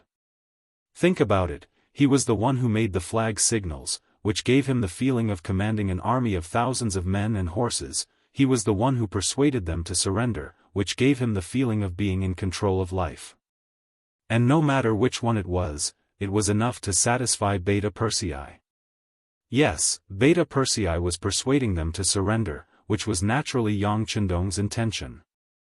In order to reach into the Walla's territory, the front line was thousands of miles away, so there was naturally no need to count on replenishing the troops. In such an environment, how to create his own forces and achieve the mission of military goals became the problem that Yang Chendong needed to think about. After thinking about it for a long time, strengthening the army became a must. Without enough troops, not to mention whether they could win the war, who would be able to defend the territory they had conquered? People were the foundation of development, and Yang Chendong put this idea on the Nuzan cavalry. This was an ambitious tribe, as well as a horse-riding tribe with powerful combat strength. In later generations, there was a saying that the Nuzan were undefeatable. But that was a matter for the future. Right now, they were only focusing on the small piece of land in front of them. Now, they were still thinking about how to survive and develop. Take them under your wing before they have any ambitions. Then, they won't be a hindrance to your development in the future. Instead, they will only be of help. Setting up this trap was to absorb more captives from the Nuzan cavalry. This was why Beta Persei shouted and why Borte was in a dilemma. Beta Persei's roar spread out, but there was no immediate answer. After all, to be able to become a cavalry, they were somewhat proud. It was unrealistic to expect them to surrender in the face of difficulties. Of course, if they surrendered so easily, it would be difficult for such an army to achieve anything, and they would not be valued by Yang Chendong. After 2 rounds of fighting, the battlefield fell into a strange silence again. After a minute of silence, the members of the Ghost Sniper team opened fire. They did not use their usual sniper rifle, but the most common Type 81 assault rifle to begin their roll call journey. Bang bang bang. Bang bang bang, exactly 10 gunshots were fired, and 10 Nuzan cavalry who did not know what happened fell from their horses. One by one, they were shot in the forehead and fell to the ground. Very good, get ready for the next group. Captain Baizhua said slowly, sighing in his heart. This kind of training, with real people as targets, is definitely the best opportunity to improve the marksmanship of his team members. This will also greatly overcome the psychological barrier when they kill people. At this moment, he even thought that it would be best if these Nuzan cavalry did not surrender.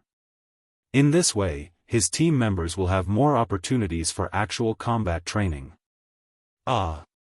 They really dare to kill people. 10 people were really killed. Some of the more attentive ones even counted the number of deaths.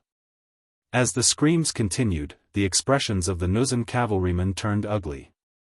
Some of them even intentionally hid behind the people around them. Clearly, they were looking for a human shield. Bang bang bang, bang bang bang. Another minute passed, and another 10 Nuzan cavalry were killed on their horses, causing a commotion and chaos. The unpredictable marksmanship of the Ghost Sniper team has completely destroyed the psychological defense of the Nuzan cavalry. More and more people looked at Borte or Hulu. After seeing this kind of gaze many times, even the two generals couldn't help but feel scared. Especially Borte, some of the cavalry near him have already pulled out their sabers and were eager to fight. It seems that if they do not surrender in the next breath, they will cut them down.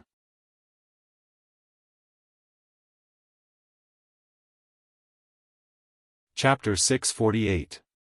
What do you want to do? Feeling the dangerous atmosphere around him, Borte asked with a lack of confidence. It's true that he's a general, but in the face of life and death, he doesn't think that this identity is useful. No one said a word. More and more cavalrymen got closer and closer. Perhaps they know their general well, he's the kind of person who won't bow his head easily. It may be difficult to persuade their general to surrender. Since that's the case, it's better to tie him up or kill him. That way, no one can stop them from surrendering, or they can choose a way to live. We surrender. While the atmosphere around Borte was tense, Hulu on the other side had already made the final decision. Unlike Borte, no one dared to make any threatening moves towards Hulu.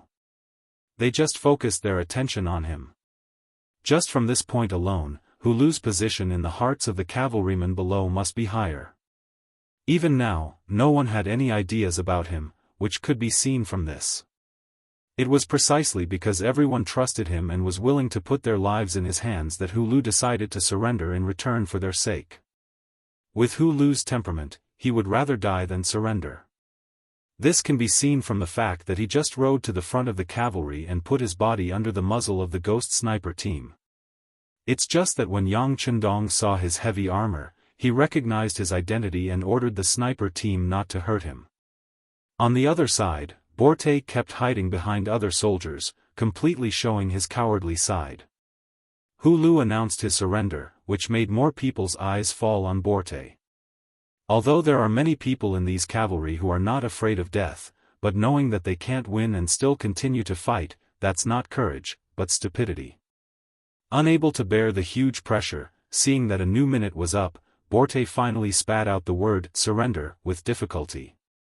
Hearing this, the Nuzan cavalry couldn't help but rejoice. In any case, they don't have to die, and no matter what kind of problem they will face next, is there anything more terrible than death? Since they all chose to surrender, the next thing was much easier. Everyone threw down their weapons and led their warhorses forward. Every time a person came forward, there would be auxiliary soldiers who would tie them up with ropes. A total of 2,200 people had become captives on the battlefield. Commander Lu, I'll leave these captives to you. The rest will follow me into Narcissus town. Beta Persei, bring Borte and Huru. The high-spirited Yang Chendong waved his hand. After a simple assembly, the mighty army rushed toward Narcissus town, which was 20 miles away. A tense standoff was going on in Narcissus town. The two sides were the 2,500 Mongol cavalry led by Ba Zhen and Temu, and the 1,000 Nuzan cavalry led by Hui Li Bu. Not long after Borte left the town with his 3,000 cavalrymen, Bagan and the others began to gather their troops. It took them a full 2 hours to gather their troops and prepare to leave the town. However, Hui Li, who had already received news of Borte's arrival, stopped them on the way out of the town. At the exit of Narcissus town, Hui Li Bu had already set up a huge formation, blocking the path to the outside world. When Ba Zhen and Temu arrived, they saw this scene. Hui Li Bu. What are you trying to do? Get out of the way. Temu reprimanded loudly with a displeased look on his face when he saw that the road ahead was blocked. Why should I get out of the way? I'm here on General Borte's orders. As for you guys, go back to where you came from. I'm not riding on a horse when I return, he said casually as he dug his ears.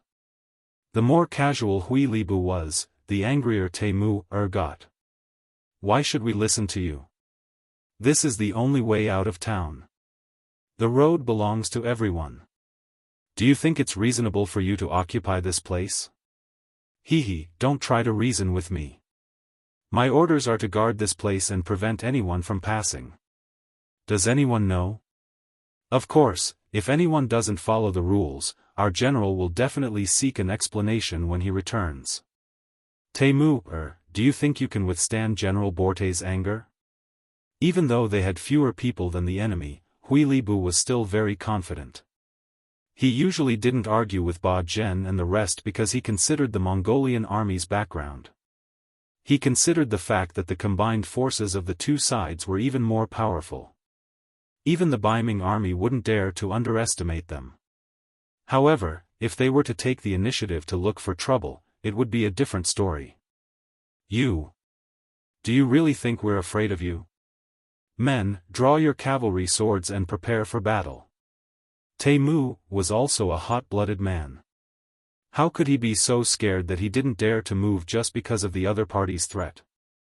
As he spoke, he drew the saber from his waist. Swoosh swoosh swoosh. The group of Mongolian cavalry followed suit and drew their weapons. It was as if they had no choice but to charge out if they didn't get out of the way. The situation became very tense. Hui Li Bu had no choice but to put away his playful attitude. He straightened his body and drew his cavalry sword at the same time. Since Borte asked him to guard this place, he had to guard this place.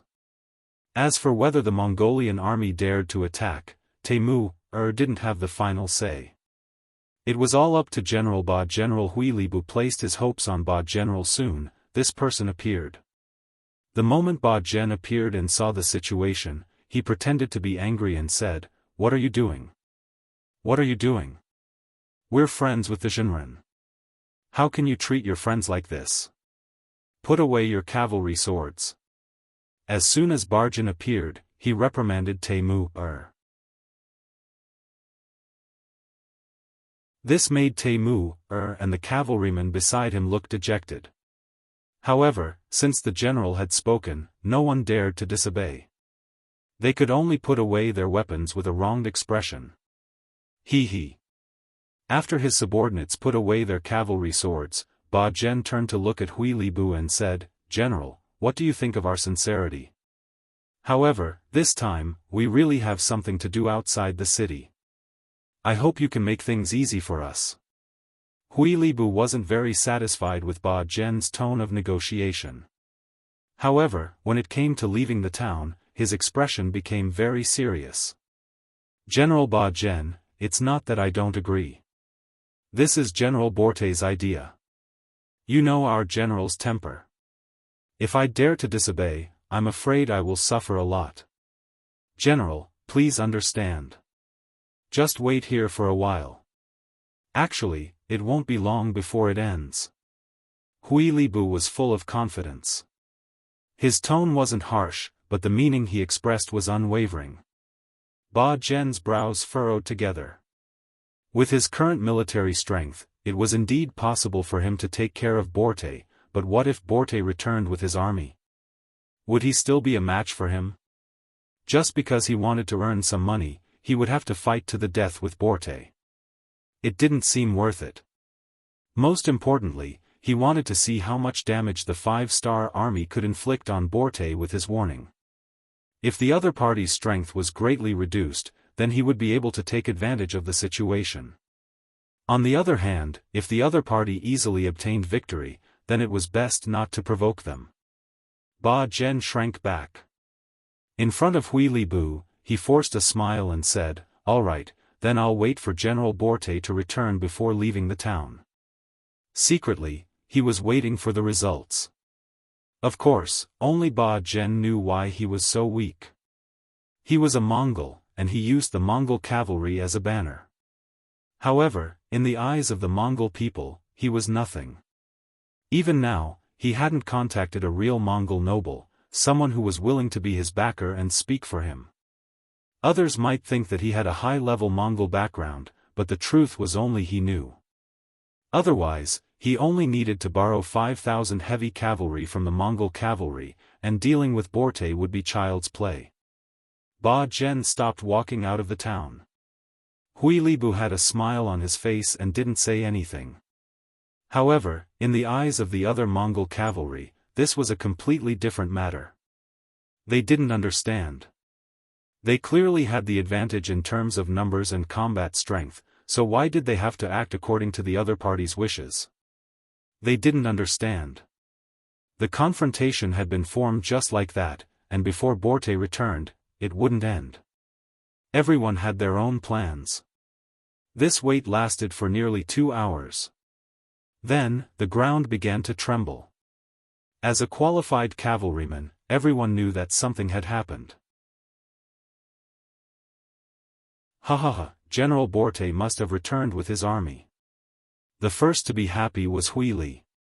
Even though he looked like he wasn't afraid of anything, he was actually very nervous. He was afraid that Bagan would suddenly attack. If that was the case, there was no chance of victory for 1,000 against 2,500 people. Fortunately, the tense moment had passed, and Borte had returned. This way, the pressure on him would be completely lifted. Overjoyed, he turned around and looked behind him. It wasn't just Hui Libu, Ba Zhen also looked out anxiously. He wanted to see how many losses Borte had suffered. This would determine whether he would fight or retreat. Dust flew everywhere, and the cavalry soldiers were getting closer and closer. In terms of numbers, there seemed to be a lot of them. Ba Zhen's heart trembled, and he helplessly thought that the 5-star army was too weak. He had already sent people to warn them, but they were still defeated. Was he going to be suppressed by Borte in the future?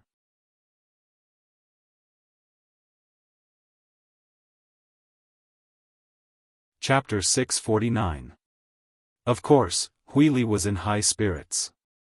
When he saw the troops getting closer and closer, the first person he saw was Borte. He was overjoyed and shouted, "General, congratulations on your triumphant return. Retreat." Bagan also saw Borte at the front of the cavalry. He knew that he had lost his chance, so he turned around and left without hesitation. Bagan retreated, leaving only Hui Libu and his cavalry at the town gate. He looked at Borte with an excited expression, waiting for the general to laugh arrogantly. It seemed that Borte would do this every time he won a battle. Hui Libu knew Borte too well, that's why he was so hopeful. That's why he noticed something was wrong. In his eyes, Borte didn't laugh this time. Instead, he looked listless. If he observed carefully, he could even see the nervousness and fear on Borte's body. Something is wrong. Hui Libu was smart and observant. When he looked carefully, he noticed that the people beside Borte weren't his guards. They were people he didn't know. That's why he felt that something was wrong. Congratulations on your triumphant return. The other Nuzan cavalry didn't know about this. When they saw Borte return with a large number of cavalry behind him, they naturally thought that they won the battle. They cheered happily. Hui Libu chose to leave amidst the cheers. Although he didn't know why Borte acted strangely today, it was better for him to leave first for his own safety. If it was really a misunderstanding, he would appear in time. He believed that the general wouldn't blame him for this. Everyone was congratulating the general on his victory. No one noticed that Hui Libu had left quietly. When the cavalry arrived at the entrance of the town and surrounded the 1,000 cavalrymen, Borte asked, "Where are you, Li Li?" "Huh?" At this moment, everyone realized that their general was nowhere to be found. Unable to find his way back, Borte turned around to look at Yang Chendong, who was riding on a white horse behind him. "Don't worry about him. Tell the cavalry to put down their weapons and dismount." Yang Chendong didn't put a small Jurchen general in his eyes. What he was interested in was the 1,000 cavalrymen and 1,000 warhorses. "Yes." Borte hurriedly complied, then glanced at the 2 muskets that were secretly staring at him. He turned around and ordered according to Yang Chendong's instructions, "Everyone listen up, dismount, put down your weapons and stand aside." Once the order was given, the 1,000 cavalrymen were stunned and didn't know what to do. It was understandable for the general to dismount. After all, it was a form of courtesy to dismount in front of his superior. But what the hell did he mean by putting down his weapons? "What?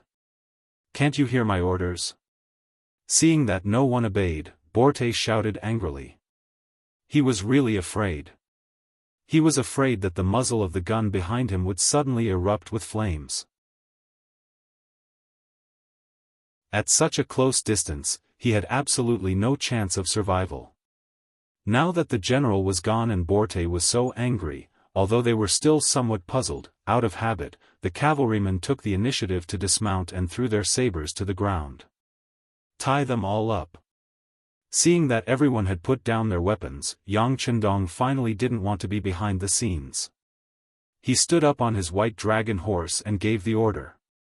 The auxiliary soldiers of the 2 cavalry battalions that surrounded them quickly moved into action, tying up these unarmed Nuzan cavalrymen with ropes. With Borte and Hu Lu at the side, there really wasn't anyone who dared to resist. Of course, this had a lot to do with the promise that Yang Chendong made to them before. On the way here, Yang Chendong said that if the Nuzan cavalrymen were willing to surrender, he wouldn't kill them. On the other hand, if the cavalrymen dared to resist, then they would be killed without mercy. It wasn't impossible to kill them all.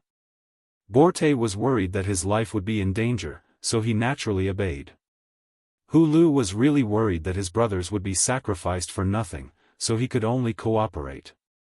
Just like that, the 1,000 Nuzan cavalrymen were quickly tied up as captives. "Leave 2 auxiliary battalions here to watch them. The rest of you surround the Mongol cavalry camp. Those who surrender can live, and those who resist will be killed." Taking advantage of the situation, Yang Chendong gave the order to take down the Mongol cavalry camp. Immediately, the Windchaser Cavalry Regiment and Wu Xing's 3rd Cold Front Regiment moved out. They had more people than the Mongol cavalrymen and split into 2 groups, heading straight for the Mongol cavalry camp on the east side of town. Barjan had already returned to his house in town, his face full of hatred. He originally thought that he would be able to reap the benefits, but now it seemed that the 5-star army was too useless. Borte should have gotten all the benefits. What was he going to do now? With enough money, Borte and the others would definitely welcome a period of development. Narcissus Town was only so big, so was there still room for him to develop and survive? But if he left this place, where would he go? Back to the Mongol lands or to the Walla region? With his measly 2,500 men, it would be like throwing a stone into a pool of water. It wouldn't cause much of a ripple. Moreover, at least 1/5 of the 2,500 men had families in Narcissus Town. Would they be willing to leave with him and go to a new place? At this moment, Barjan felt like his head was about to explode. He actually felt like he couldn't see the path ahead. Lowering his head, Barjan headed deeper into the mansion with his mind in deep thought. He needed a quiet environment to think things through. Swoosh! A curved blade suddenly appeared and was placed against his neck. The cold feeling made his body tremble involuntarily. He instinctively wanted to kneel on the ground. Don't move. Otherwise, I can't guarantee that I won't be able to hold the blade firmly. If I accidentally cut your neck, you can't blame anyone else. A lazy voice sounded in his ear. Then, he saw an extremely skinny man appear on his left. That's right. If you dare to move, you will definitely die. Now, I'll give you a chance to live. This is a rope. Tie it up yourself. Another voice sounded from his right. Contrary to his left, this person was extremely muscular.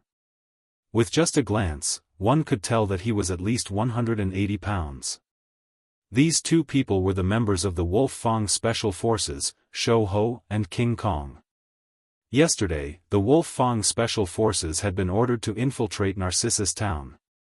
Just now, they had used the opportunity when the Mongol cavalry was on the move to sneak into Barjan's house. They only needed to wait for the other party to turn around to take control. Shou Ho and King Kong's abilities were considered top-notch even in the Special Forces. Furthermore, they had already hidden and attacked suddenly. How could Barjan have the chance to resist? Looking at the rope that was thrown at his feet, he lowered his head to pick it up. He didn't want to die, so he followed the orders of others and tied his hands tightly. Just as Barjan was captured, another member of his team, General Temu, also encountered the members of the Wolf Fang Special Forces in his own house. The difference was that he had chosen to resist with all his might. At the entrance of the town, when the army had no choice but to retreat, Temu was already full of anger. He couldn't understand why the general didn't allow him to fight. In his opinion, even if he was defeated or killed in the end, it would be better than being wronged. As he felt wronged and couldn't think straight, Temu didn't return to the camp with the army. Instead, he returned to his house in the town. He had to think carefully about what was going on and whether he could continue to trust and follow Barjan. At this moment, the members of the Special Forces made their move. They used Silver Hand and Steel Leg to deal with him. Their sudden attack had indeed caught Temu off guard. However, because the other party resisted with all his might, and because they had been ordered not to kill, the three of them actually got tangled up in a fight. There wasn't a clear winner immediately. Sigh, you guys are really embarrassing. 2 against 1 and you still can't complete the mission. Another person had appeared on the roof. He was equally tall, and his arms were 1/5 longer than an ordinary person's. He was the violent ape of the Wolf Fang Special Forces. In order to ensure that the mission was completed smoothly, the captain, Tai Hu, had arranged for reinforcements in every team to prevent accidents from happening. The violent ape was the reinforcements arranged for Silver Hand and Steel Leg. They were actually being looked down upon. How could the two of them take this lying down? When they saw that Temu was still resisting, they couldn't help but feel angry. After the two of them looked at each other, they decided to go all out. After all, the 6th young master's orders were not to kill or seriously injure anyone. Hence, it wouldn't be considered disobeying orders if they caused external injuries. Silver Hand and Steel Leg became serious. Their hands and legs cooperated very well. Temu soon couldn't hold on any longer. He was good at horseback fighting. It wasn't easy for him to hold on until now when he was fighting on land and facing an expert. After bracing himself and exchanging a punch with Silver Hand, Temu, who was retreating quickly, revealed an opening under his feet. Steel Leg seized the opportunity and swept his long leg, knocking Temu to the ground. Then, he took out a rope and tied Temu up tightly. At this point, the 2 main generals of the Mongolian army were under control. They were brought to the entrance of the Mongolian army camp. Here, they saw Yang Chendong riding on a white dragon horse. Under his extraordinarily tall and handsome figure, he was wearing a red robe. Together with the red 5-star flag beside him, he gave off a dazzling feeling at first glance. At the same time, it naturally reflected Yang Chendong's lofty, grand, and noble aura. "Sixth young master, I've brought them." Tai Hu, the captain of the Wolf Fang Special Forces, gave a standard military salute and stepped aside, revealing Beigan and Temu behind him. Yang Chendong only glanced at the two of them. He nodded lightly and said, "I'll give you a chance. Persuade your cavalry to surrender."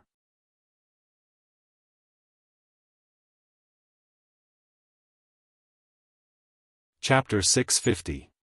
He clearly needed their help, but now, he was saying that he was giving them a chance. How could the prideful Beigan and Temu accept it? After all, they were generals of an army. Why should I? After guessing Yang Chendong's intention, Beigan did not think that he was useless even though he was a prisoner. On the contrary, he wanted to raise conditions and benefits. "You talk too much." Beta Persei, who was standing on his horse, snorted. Then, he strode forward with a large demon head blade in his hand. Judging from the model of the demon head blade, it was probably similar to the one used by executioners. As he approached step by step, Beigan, who was tied up, looked worse and worse. "You! What are you doing? Let me tell you, I'm a Mongolian. If you dare to touch me, you'll be making an enemy out of Mongolia. The consequences will be..." "Ah!" Just as he was halfway through his words, an extremely mournful scream rang out. Along with the scream, a complete arm flew in the wind and was separated from the body. Then, blood splattered everywhere, and the air was filled with the smell of blood. Beigan's left arm was chopped off from his body. And all this was because he was disobedient and said a few threatening words. Beta Persei, who had chopped off his left arm, acted as if he had done something very normal. Even his aura did not fluctuate. Instead, he said to Beigan in a very calm voice, "Our young master has said something, so it cannot be changed. Anyone who dares to provoke and question him will end up like this." Yang Er's cold attitude frightened Beigan. Even though his entire body was in extreme pain and he felt like he would faint at any moment, he obediently shut his mouth and didn't dare to refute Yang Er's words. Yang Er's cold attitude frightened Beigan. Even though his entire body was in extreme pain and he felt like he would faint at any moment, he obediently shut his mouth and didn't dare to refute Yang Er. Yang Chendong saw everything that happened in front of him. He did not even look at Beigan. When Beigan did not even dare to wail, he continued, "All right, now go and persuade your subordinates to surrender." He spoke slowly, unhurriedly, as if he was having a normal conversation. However, both Ba Zhen and Temu remained silent. No one was an idiot. They knew that they were no match for him, yet they would still stand out and provoke him. Silence was a tacit agreement. Everyone followed Ba Zhen and Temu, who were missing an arm and had bandages tied around their shoulders, towards the Mongol cavalry camp. Outside the gate of the military camp, the mercenary cavalry had already surrounded the place. Their guns and bows were ready to shoot, as if they would kill anyone who dared to resist.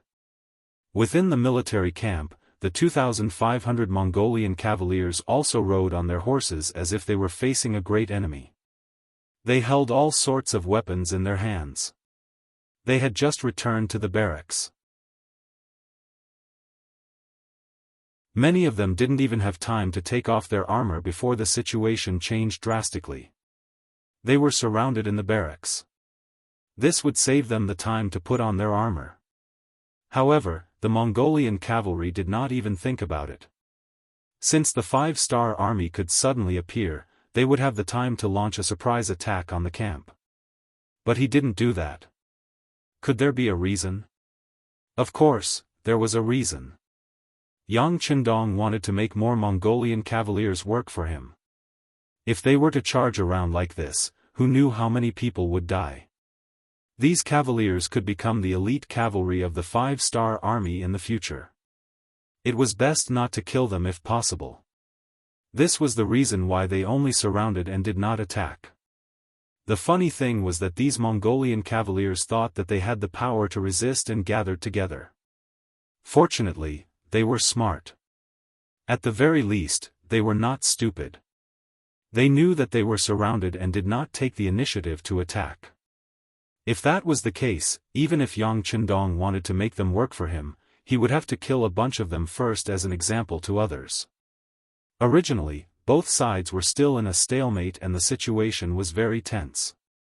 With the arrival of Ba Zhen and Temu, the atmosphere became even more tense. This was especially so when some of the cavaliers saw that their general, Ba Zhen, had lost his left arm. Some of them could not help but curse. They injured our general. Let him go. Let our general go. A bunch of cowards who only know how to launch sneak attacks. If you have the guts, fight me face to face. Let the general go and get out of Narcissus town. There were all kinds of shouts, but the strange thing was that there were not many people shouting. If one were to really count, there were only about 100 people. In a camp of more than 2,000 cavaliers, there were only about 100 people shouting. The others were just watching without making a sound. Was this not strange? Of course, it was strange. Yang Qindong was originally looking at the scene in front of him cautiously.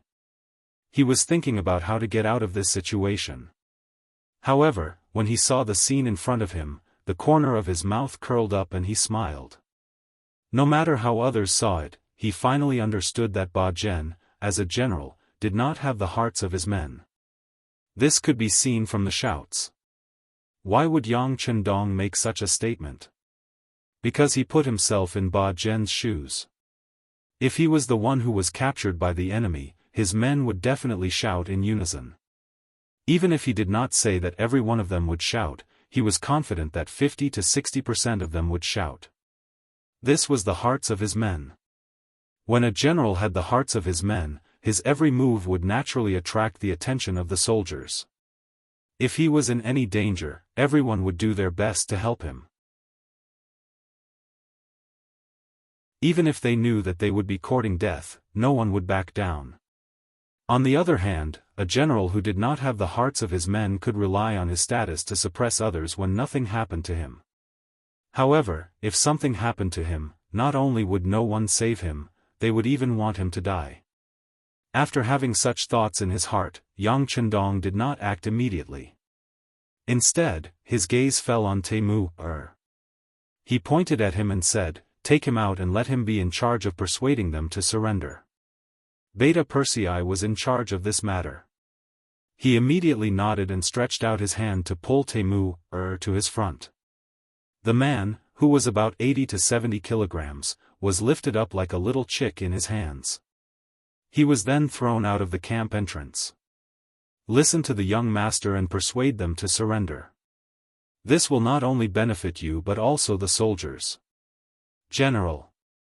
General, are you all right? General, how are you feeling?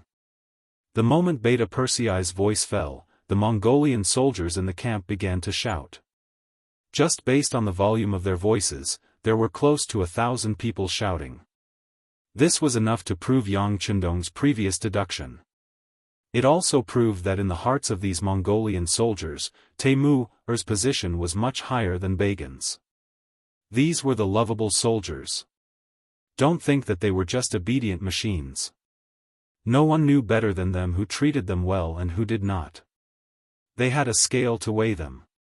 When the soldiers shouted, Temu, who was tied up, furrowed his brows. Then, he slowly shifted his gaze and looked at the 5-star army soldiers surrounding them. He looked at them for a long time. Then, he let out a long sigh and looked very dejected. Temu was indeed much better to his soldiers than Bagan. The latter treated these people as chess pieces in his hand while he treated them as his brothers. It was because he treated these people as his brothers that he carefully observed them. This led to the conclusion that the encirclement was very tight.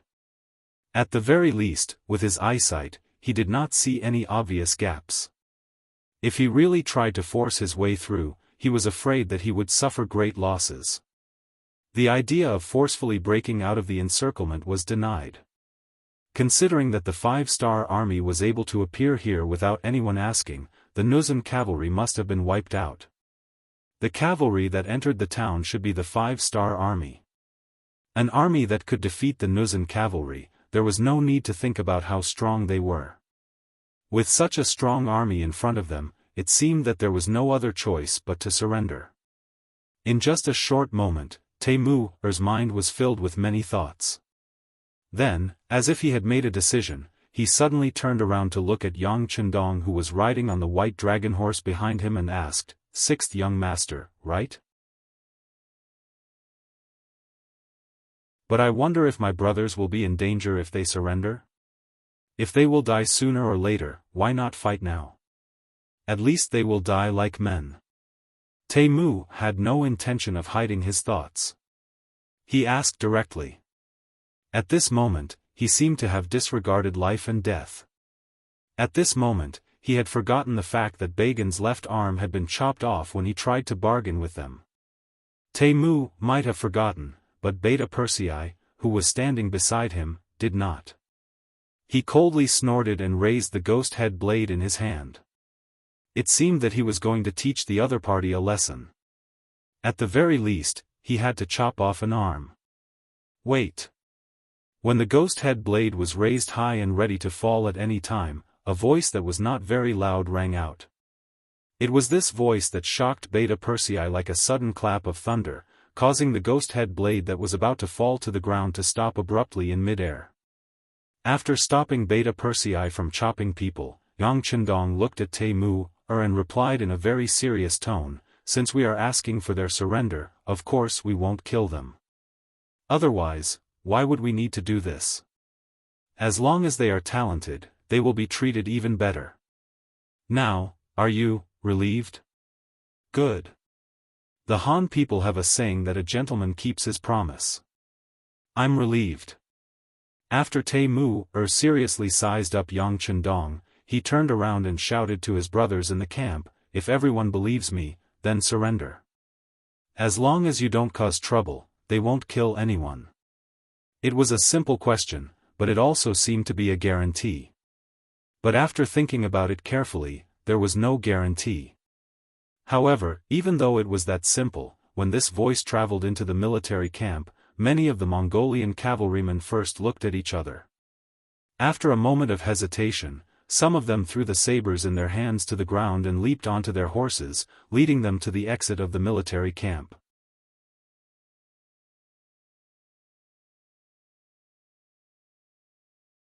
Chapter 651. After the first person surrendered, the second and third quickly followed. Following that, batches of Mongolian cavalrymen threw down their weapons and dismounted from their horses to surrender.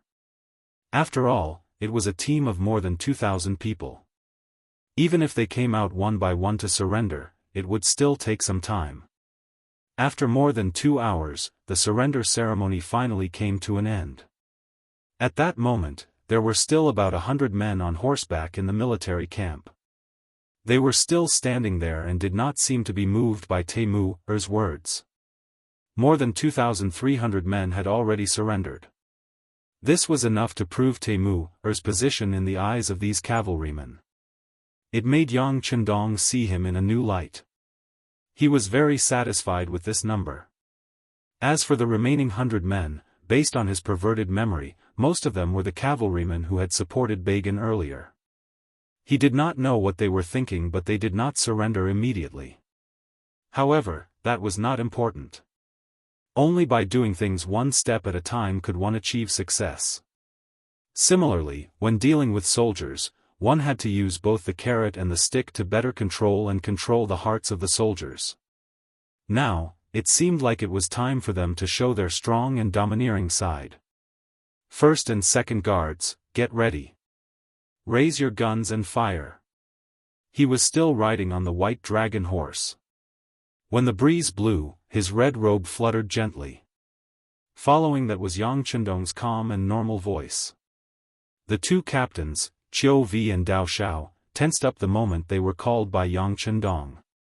When they heard the order to raise their guns, their bodies could not help but cooperate.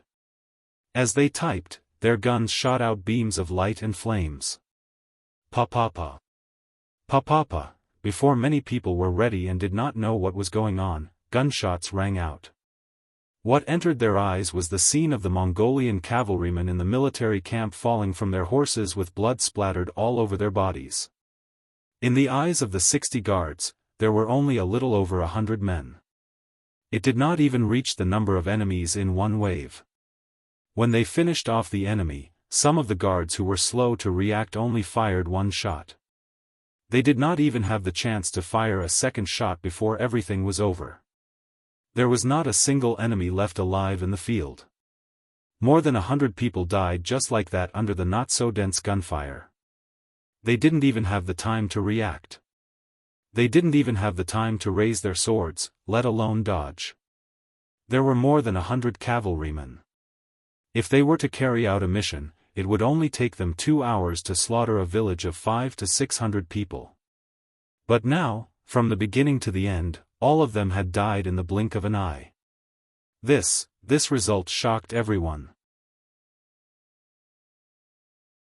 Not only were the 2,000 Mongol cavalrymen who had just surrendered, but there were also the 3,000 Nuzan cavalrymen and 1,000 wind-chasing group cavalrymen who were watching from the side. Even though some of them had seen the power of firearms before, what happened this time still refreshed their understanding of firearms and their respect for them from the bottom of their hearts. As a result, when some people looked at Yang Chendong, who was wearing a golden cloak, their expressions became much more solemn. They couldn't tell if it was fear, terror, respect, or worship. With the death of more than 100 people, the work of recruiting the surrendered cavalrymen was over. The next step was to count the number of people and resources. These were naturally done by professionals. Yang Chendong took advantage of this time to turn around and walk around Narcissus town. It was only a morning. To normal people, it was only a few hours, but to the people of Narcissus town, it was an earth-shattering change. This was because the 2 cavalrymen that were stationed here had fallen and were replaced by an army called the 5-Star Army. No one would be able to avoid panic if they were suddenly led and ruled by a different person. Some cautious merchants stopped setting up their stalls and turned around to enter their houses. They locked their doors from the inside out as if doing so would make them safer. The number of people on the streets suddenly decreased by a lot. At least 70% of the merchants in the market were gone. Only a few brave ones or those who were forced to make a living were still there. It was impossible to say that they weren't afraid, but what was the use of being afraid? Was it a blessing or a curse? Yang Chendong naturally noticed the changes on the streets, but he didn't say anything. On the other hand, Tiger's Mane, who was following beside him, said anxiously, "Young master, I'll get the soldiers to call the people out to welcome the young master." In Tiger's Mane's heart, Yang Chendong was heaven and earth. When heaven and earth appeared, naturally, the people would line the streets to welcome it. What was going on now that they were all hiding and disturbing the young master's elegance? Could these people bear the consequences? After following him for so long, how could Tiger's Mane's thoughts escape Yang Chendong's eyes? He smiled and shook his head. There's no need for that. The people don't come out because they don't understand us. Once they know our policies, they'll come out on their own. For now, let's go to the market and see if there's anything new.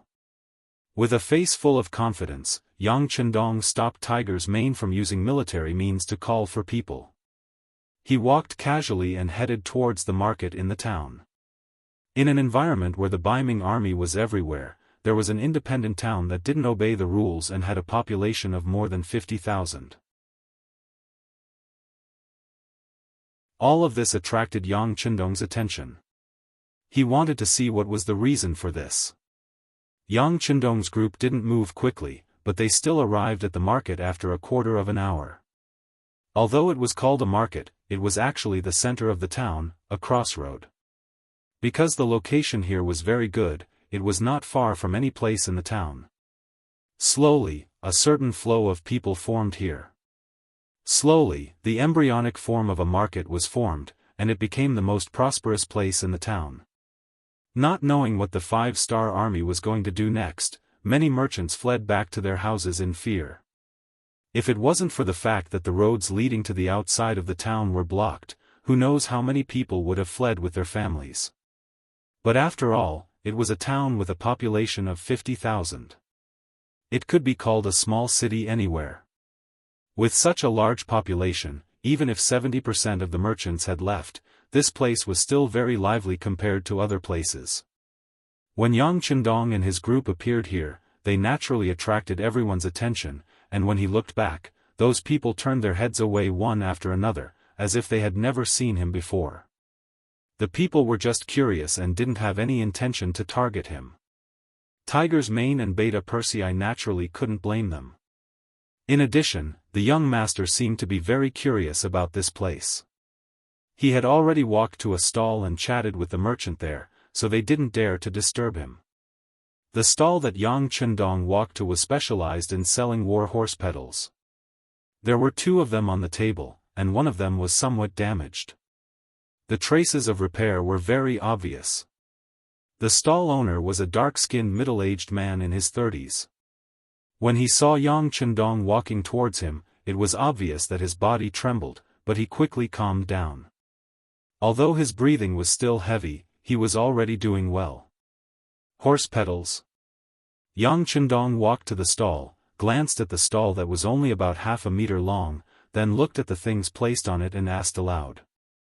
"Yes, General." The middle-aged man cupped his fist, his expression extremely dignified and serious. Of course, whether this was because he was nervous or because he was used to dealing with people like this, only he himself knew. "You also know how to repair horse pedals?" Yang Chendong asked again, then picked up the horse pedals with serious repair marks.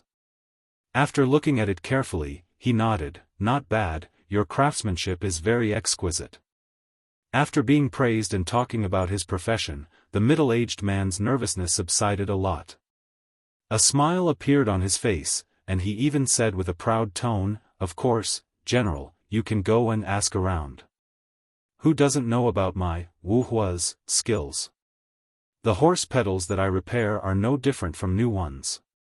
They are the most durable." "Well, it looks good." Yang Chendong's interest was piqued. He casually sat down on a wooden stool in front of the stall. Then, he fished out a pack of cigarettes with the word "War God" written on it from his bosom. He took out 2 cigarettes, one in his mouth, and the other in front of Wuhua. Cigarettes were manufactured by Yang Chendong during the New Year in Crimson City. Earlier, he arranged for people to plant a certain amount of tobacco on the land in Qian City, then took out the finished products from the warehouse and provided some methods to make cigarettes. In the end, the first batch of artificial cigarettes was produced. Although the quality was not as good as the machine-made cigarettes in the future, the taste was not bad. In the previous life, Yang Dong would play any role in order to complete all kinds of missions. Smoking was a common occurrence, but he was not addicted to it. Later on, when he entered the logistics line due to injury, he picked up this habit again. This time, after the production was finally completed, he habitually carried cigarettes with him. Although he would not always take them out to smoke, occasionally when he was thinking about something, it still felt good to take one out. Of course, at this time, cigarettes had become another weapon produced by Qian City. Just like the Cuban cigars in the future, the price was expensive and could be considered a luxury item. But no matter the price, once this thing appeared, it became a hot commodity. As more and more people smoked it, they felt that it was very good and trustworthy. The sales of this thing would continue to increase. Just this alone could bring about an enviable profit. You're tuning in to the Unparalleled SwordWill YouTube channel. Don't forget to subscribe and join us on this journey to catch the most captivating stories.